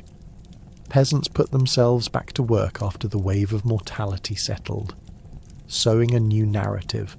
Silliness survived better than stockpiling grains. Let's plant more turnips because that worked so well last time. Genuine hope wrapped in humour. So, as you drift through the surreal landscapes of the medieval world, remember the Great Plague may have played an unkind trick on society, causing minds to crack and twist. Yet through it all, laughter glimmered in the midst of chaos. And while you may not cling to your neighbour's robe quite as closely as those harried villagers did, perhaps it reminds us, when the world feels overwhelming, sometimes the best course of action involves a silly song, a crazy dance, and huddling under a pile of absurdly mouldy fabric, because what's more comforting than a little shared lunacy amid hardships? Ah, the medieval psyche, a testament to the human spirit's chaotic resilience, showing that even in the darkest times, we still find humour lurking just beneath the surface of despair. Revel in the inspirational, well, slightly shocking folk tales that added layers of absurd wisdom to the concept of insanity. Get teased by wounds of humour and morality as brave heroes and daring damsels face creatures thought to embody the dark side of the human psyche. How better to explore mental illness through tales that expect you to giggle, shriek, and just maybe whimper. These stories were the medieval equivalent of therapy sessions that took place around flickering fires, with mugs brimming with questionable ale. Forget about licensed therapists. The local bard was far more entertaining, spinning yarns of monsters under the bed and witches on broomsticks that flew in circles over the crops of the folks who dared mock the village fool. As the stories unfolded, you might find yourself clinging to the edge of your wooden stool, hand over your mouth in mock horror, while the storyteller recounts the adventures of Sir Crazy Pants, a noble knight who decided it would be an excellent idea to duel his shadow. You chuckle as he tumbles down the hill, after mistaking an all-too-enthusiastic goose for a fearsome dragon. The moral of the story, the bard would proclaim with dramatic flourish, is to never underestimate the tenacity of your own shadow, especially when it can outsmart you with a quick turn. Even the women were not exempt from the madness of legend. Take Lady Witsalot, a daring damsel thought to possess the power of foresight. One fateful day, she announced to her entire village that the skies were about to rain cats and dogs. Confident in her prediction, she ordered everyone to bring their livestock to the town square and construct makeshift shelters out of hay and twigs. The townsfolk went along with it, engaging in a frantic race against time for fear of their new furry companions raining down from above. What followed was an unusual community bonding experience, with goats tied up next to cows and chickens clucking nervously, surely contemplating whether they too would be swept into the sky. In the end, it drizzled for a whole 10 minutes, just enough to make the grass pop with colour, but not enough to warrant the pure chaos. Sometimes, Lady Witsalot would say with a wry smile, it's best not to predict the weather or think too much. But these tales often had darker twists. Enter the infamous tale of Old Man Grumbles, who became convinced that the village's misfortunes were the result of a vengeful spirit haunting his family's barn. Driven to madness, he engaged in nightly escapades to lure the spectre out with offerings of stale bread, rotting apples and dribbles of ale that he'd sip along the way. Was the spirit watching? Was it mocking him? To find peace, Old Man Grumbles ended up in the corner of the tavern in a drunken slumber, leaving behind a trail of upturned tables and confused sheep, thinking they were part of the latest barnyard revival. Much laughter ensued the next day when people gathered around him to share stories of how Old Man Grumbles had declared war on the ridiculousness of it all. Let's face it, the village wise woman would quip. Next time just skip the haunted barn and save yourself from conversation with the goats. Wisdom, it seems, often arrived wearing a goofy grin. Yet embedded in these absurd adventures lay deeper social meanings, reflecting the fears and hysteria brewing in the hearts of medieval folks. Consider the village that believed a special egg could cure any mental ailment, a logic as sound as expecting your cat to pay rent. Inevitably, instead of one man clutching a large peach-coloured egg, you'd see 3 men making a fuss when one found out his neighbour had boiled the last known spare egg for breakfast. What chaos! Ah, but how absurd, you muse. Do you think these wild tales hold a mirror to my own anxieties? It's almost as if they remind us that our little quirks and fears are actors we place on the stage of life, hampered by our own wretched notions, where mental tumult ensues not from grand disasters, but from an all-consuming, ridiculous belief in the fantastical. As these stories trickle like wine into the soil of your imagination, you start to realize, perhaps the real madness is how we confront the absurdity of it all.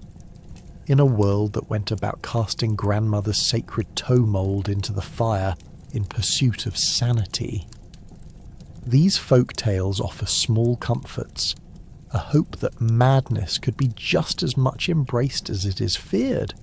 So next time you feel the erratic pull of anxiety, lean back, let it bubble and froth, and indulge in the delightful insanity of existence that our medieval friends imparted, reminding us that in laughter, in tales of the ridiculous, we may just find the balm for our weary minds. Glimpse into a world where creative expression collides with madness and you'll see it's a glorious mess. Explore how poets, painters, and troubadours danced with a fine line between genius and insanity. Quite a few would go on to score the noblest epitaphs, wrapping their layered tales in both glory and oblivion. In medieval times, where the mundane met the maddening artistic expression was often seen as a sign of divine inspiration, or, alternatively, a clear indicator that one was well on their way to losing their marbles. A true medieval conundrum. Picture a bustling town square, filled with the sounds of lute strings and the smells of boiled cabbage wafting around. Here, under the watchful eye of the village magistrate, you would find the local minstrel strumming away in a corner while attempting to woo the postmistress, all while crafting poems about the latest chicken theft. Except, often the poetry would take a melancholic turn because it mirrored the chaotic emotions of the day. After all, if there's anything the peasants loved more than gossip, it was a good, tragic ballad. And let's talk about the artists. Back then, painters weren't exactly slapping canvases with the latest abstract works. No, the artistry of the time swayed dangerously close to portraying human emotion, and sometimes it simply bordered on lunacy. Consider the vibrant colours chosen to depict the agony of life. A painting of a saint could easily veer into an expression of rage or despair. Have you ever seen a painting depicting a saint surrounded by rabid dogs, quite literally trying to escape via brushstrokes? You could always count on imaginative insanity to brighten up any era's palette. Then there were the poets, parading around in their tattered cloaks like they owned the place. Their words often waxed philosophical, albeit lost somewhere between lofty ideals and plain confusion. Can you imagine writing a poem on the unpredictability of life, while dodging the fresh catapulted vegetables from an angry mob? Well, that was a Tuesday for them. Medieval troubadours practically served up high drama every night anew. With every string plucked on a lute, they revealed stories of love lost, battles fought, and of course, the ever-ballistic nature of the human psyche. A coherent narrative. Ha! More like a role-playing game where every line could either woo a maiden or send the bard flying through a window. Coping with the side effects of creative brilliance often drove these artists to increasingly bizarre behaviours. Many found solace in herbal assistance, believing that a quality swamp brew would throw them into a world of inspiration. Sometimes they'd mix a few berries with questionable roots and end up losing some grip on what was real. In some cases, artists would emerge with a wild look in their eyes, frantically declaring that the garden gnomes were singing to them. And let's not ignore the absurdity surrounding public perceptions of these creative types.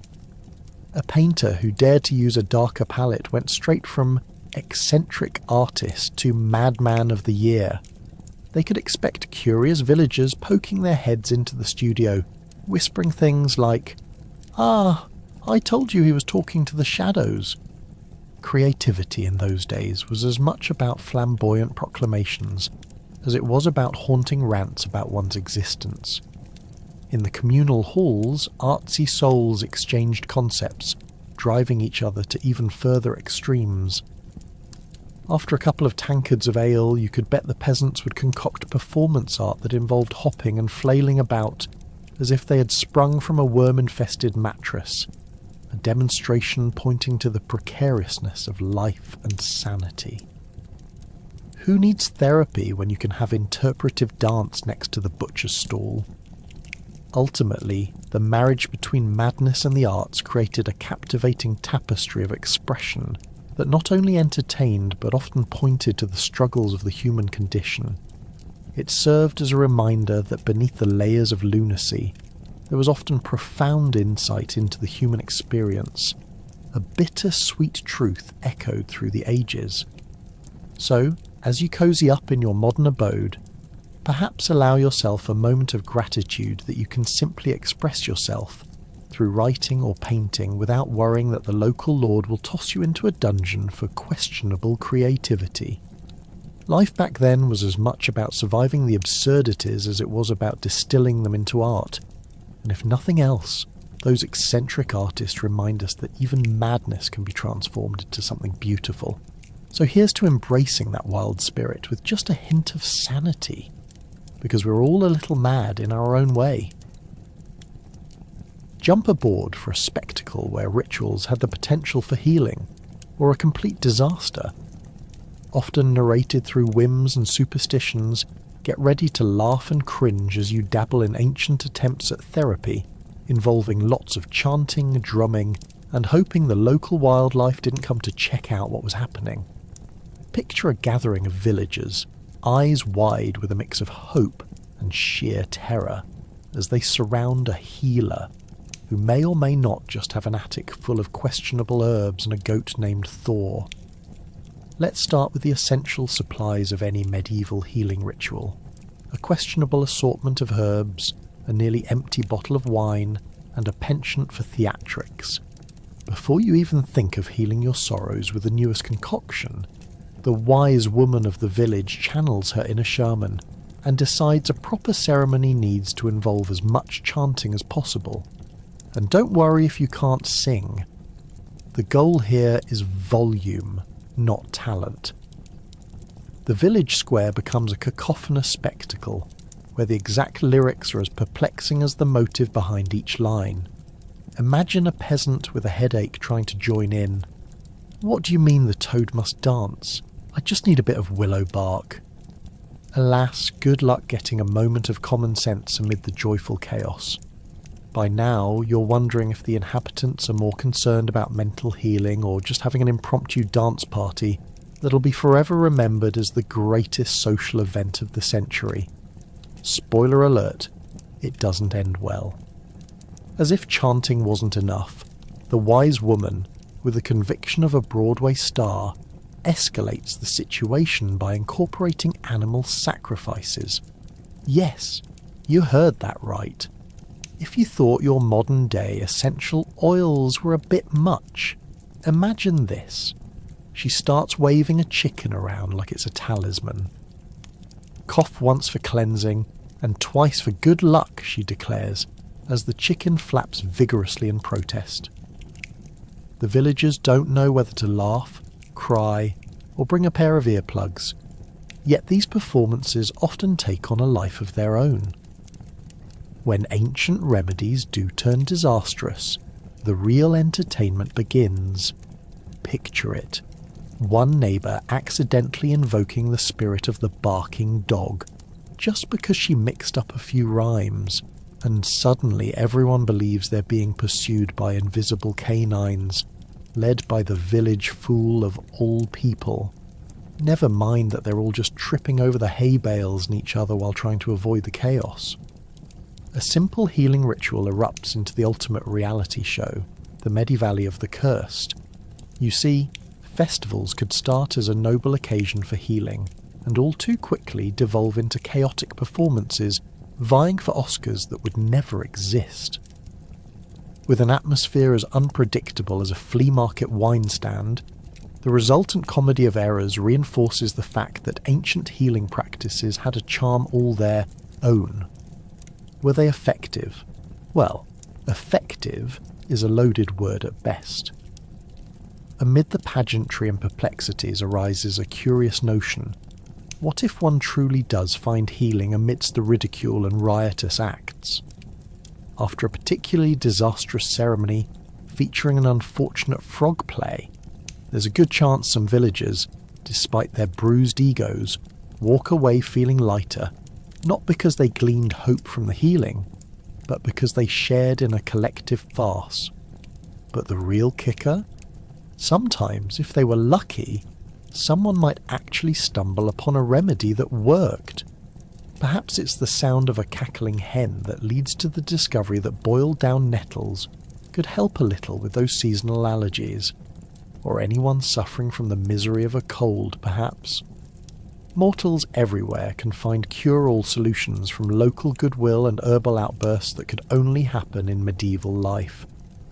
As the dust settles post-ceremony, with villagers nursing bruises from too much boisterous dancing, one could wonder, under the laughs and fumbles lies an uncanny truth, the resilience and creativity of the human spirit. They conjured heart and humour even amidst the absurdity of life's ailments. So, though the medieval approach to healing was often disastrous, and sometimes absolutely ludicrous, there was also a joy in togetherness, providing proof that no matter how one approaches mental health, be it terrors or tomfoolery, laughter remains the best medicine. So let's raise a toast, ideally not with the herbal concoctions spiked with chicken feathers, and celebrate the wild ride of medieval remedies, because laughter, and perhaps a good dose of collective insanity, just might be the real healing we all need, even today. Join the ranks of the downtrodden, where the peasant experience seems like an epic tragedy on replay.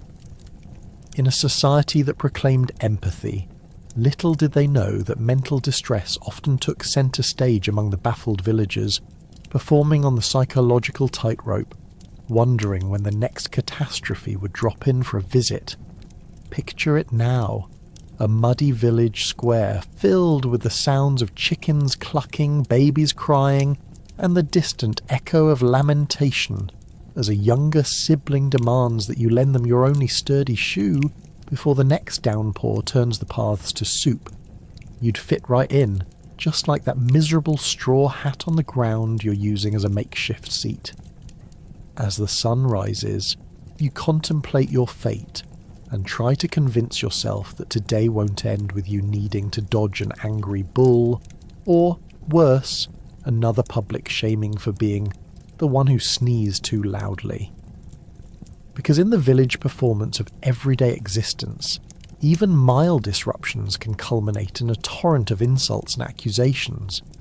Amid what appears to be comedic misfortune, the bittersweet reality of living as a peasant unfolds before you. So, as your neighbours gossip about the eccentricities of that one guy who thinks his goat can predict the weather, you can't help but feel your thoughts spiralling. The pressure to fit into this surreal production is unreal. Ever felt that nagging weight of expectation?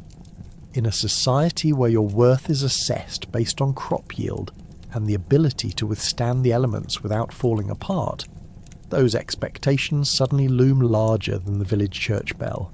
For certain villagers, a drought could mean more than just dry crops. It could be an emotional crisis of existential proportions as they quietly contemplate trading their draft horse for an emotional support chicken. Not to mention the collective despair over harvests gone bad. Nothing brings the community closer than confronting the potential loss of 2 loaves of stale bread. Then there's the matter of mental health rituals, or the blatant lack thereof. They don't send you to therapy. They send you to the church's fun time on Sundays, where the only problems seemingly addressed are the sins of your neighbour. Want to air your grievances about feeling down? The congregational meeting will prioritise that time-critical discussion about whose goat got into whose vegetable garden instead. While occasionally it might seem like a free therapy session, in truth, it's just a glorified gossip fest where everything is on the menu except your mental well-being. But don't fret, because the grand drama of the peasant existence has its tools to cope. Enter black humour and the art of self-deprecation. That moment when you shrug off a devastating day with a quip about how you're one bad decision away from joining the village idiot seems to give everyone pause. Especially when old Agnes, known for her vivid dreams of canaries, giving birth to fruit, nods with knowing approval. Yes, nothing makes the emotional burden feel lighter than giggling over a bad potato crop, while making puns about how you're too appealing to consider such failures. Let's not forget the antics of community gatherings, where folk dances serve as not just entertainment, but a catharsis for the daily grind. Gather around the fire, where your neighbour drunkenly declares he'll do anything to earn some dignity, all while wearing last Tuesday's rags. Laughter erupts as everyone drunkenly displays their inner tragedy in perfect comedic timing. This absurdity is often the only thread connecting the villagers to their sanity, as they bounce between endurance and hilarity. However, that balance can easily unravel. The psychological toll of constant struggle leaves many grappling with their thoughts in the darkest corners. When the village hasn't seen a hint of rain for weeks, that collective anxiety morphs into something tangible, a weighted darkness that can't simply be lifted by a jolly jest or slapstick antics. The reality is this: when catastrophe becomes mundane, so does the mental strain of enduring it. How does one cope with fear and despair when even the animals seem to have given up on life? Your trusty goat moans as though its very soul is questioning what kind of performance you're all putting on. At the end of a long, exasperating day, if a peasant were ever to get a peek into the future where a mental health awareness day exists, they'd probably just chuckle and spit, thinking it a fanciful myth. So let's not forget the resilience rooted in this seemingly endless performance of life. While the emotional weight might seem unbearable, the villagers prove that laughter mixed with absurdity could build an unshakable bond. That, or just wallow in the communal misery of bad luck while briefly flirting with insanity. Ultimately, the comedy of being a peasant in the Middle Ages serves as a reminder. While you may not be able to control your mental health fate, you can always control your choice of an eye-rolling retort or a hearty laugh.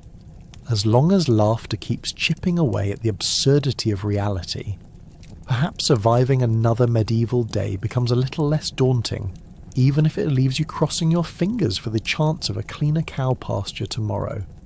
The performance continues, for better or worse. Stroll through how medieval dress reflected mental state, where dilapidated rags and fondly compiled garments told stories louder than words.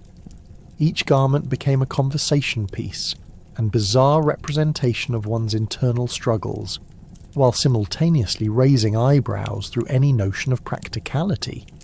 Picture this: a peasant dressed in a shirt, patched together with what looks suspiciously like an old goat's fur, and a tunic held together with the confidence of a three-legged chair.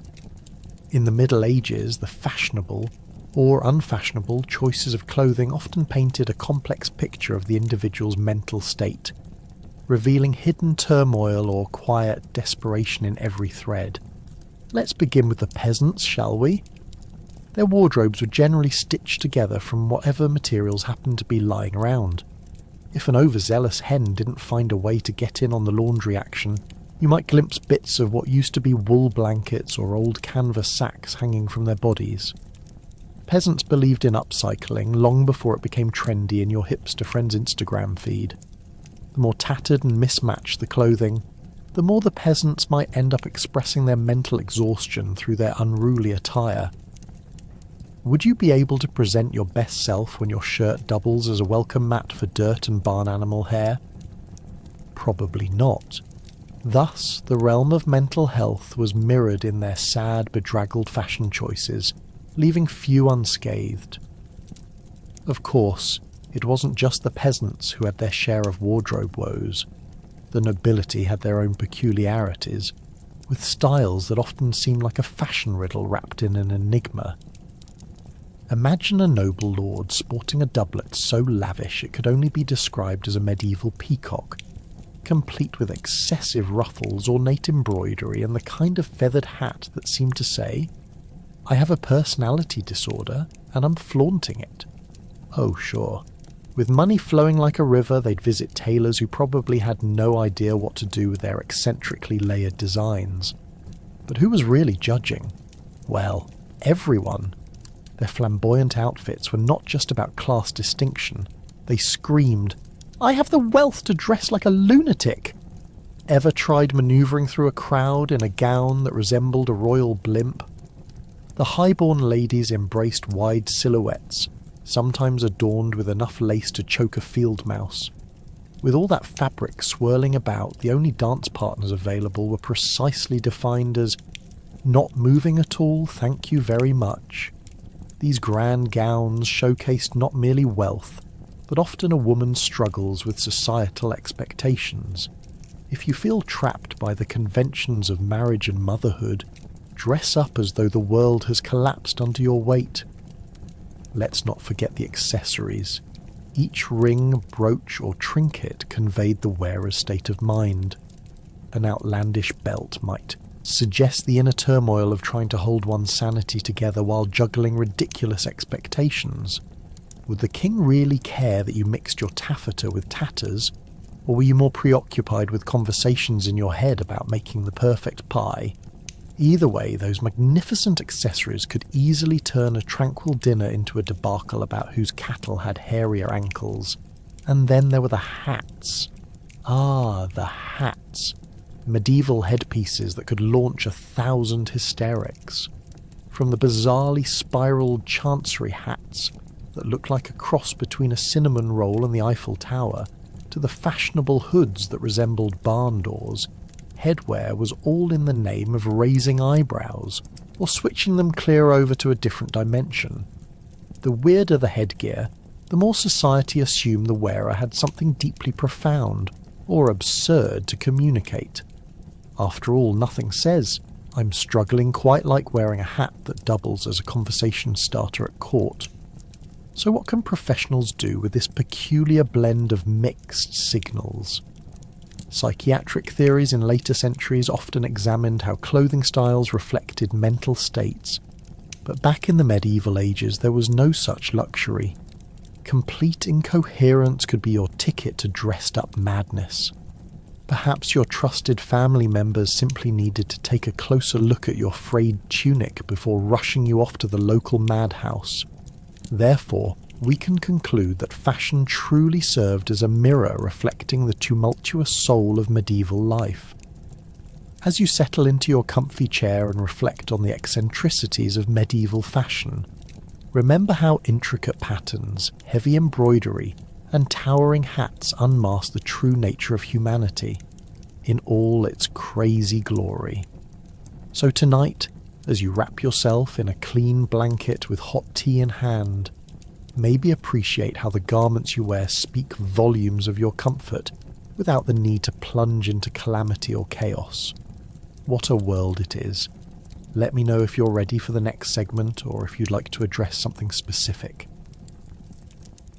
With so much suffering, craziness, and unexpected hilarities, what can we actually learn from medieval practices?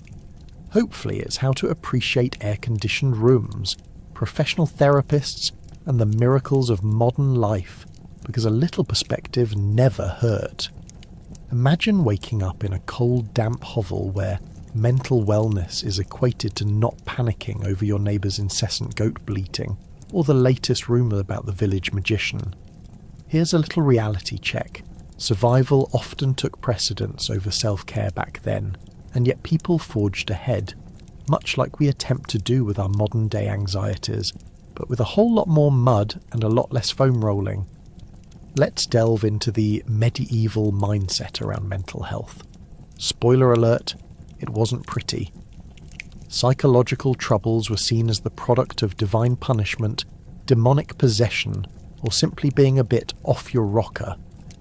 Picture yourself trying to get through the day with a warding-off charm dangling from your neck because you were convinced that the grim-faced baker was cursing you for taking the last muffin. Mental health issues were intertwined with the supernatural and the occult, and the fine line between sanity and the stuff of nightmares made social interactions truly interesting and deeply precarious. So, how did they cope? Well, that's where communal life came in. Take a moment to imagine a medieval village, a hub of noise, laughter, and calamity where everyone had their quirks. People relied on each other like we do with our support systems today, albeit theirs might include a rousing chorus against the plague after slinging some mud at the local scribe while wishing him the worst of luck. This sense of community, no matter how chaotic, created a network of coping strategies. No one had a dedicated therapist, but they had their share of adventures and classic distractions, like debating how to best cook rats if the harvest failed. There's nothing quite like a group gathering to philosophically muse on dinner options to lighten the mood. And let's not overlook the role of humour. Surviving the medieval era was nothing short of an elaborate joke, where gallows humour abounded. Sure, your neighbour might be out of work because he's been banished for stealing a sheep, but hey, at least he can entertain the town with tales about his misadventures at the gallows. This ability to laugh at their circumstances helped to solidify resilience, a quirky adaptive mechanism in an era where wellness wasn't on anyone's agenda. A good old joke could turn even the harshest winter into an opportunity for mirth. If you didn't laugh, you might just cry, and there were already too many tears in the streets. Now, let's fast forward to how those wisdom nuggets could apply today. You might think, what do leeches and public exorcisms have to do with my 8-hour workday? Well, in a time when mental wellness was connected to spirituality, community, and the absurdities of everyday life, modern society could benefit from a crucial insight: the need for connection. Social media and virtual friendships are great, but nothing beats venting to a friend in person over coffee and without worrying if they're possessed. Next, let's discuss acceptance. In the Middle Ages, there was almost a fatalistic attitude towards hardships. They rolled with the punches, quite literally in the case of the sword-swinging knights. Today we can learn from their staunch endurance and adaptability. Instead of viewing challenges as disruptions, maybe we can adopt a little medieval grit and humour to cope. If you misplace your keys, take a deep breath, laugh it off, and consider it the universe telling you to slow down, just like your ancestor might have reacted when they found an empty bread barrel. Finally, the most significant lesson might just be about resilience. Those medieval peasants taught us that rather than viewing mental health issues as a point of weakness, embracing the shared plight could lead to a stronger sense of community and understanding. So next time you're feeling overwhelmed, remember the mindset of those brave medieval souls as you take a breath and confront the daily dramas of your own life. And so, the legacy of mental health in medieval times reveals a vibrant tapestry of coping mechanisms that, though hilarious and chaotic, hints at resilience and human connection that can inspire us today. You might not have to ward off evil spirits or attend a public exorcism, but sharing a laugh and supporting your community. Now that's a modern-day remedy worth its weight in gold.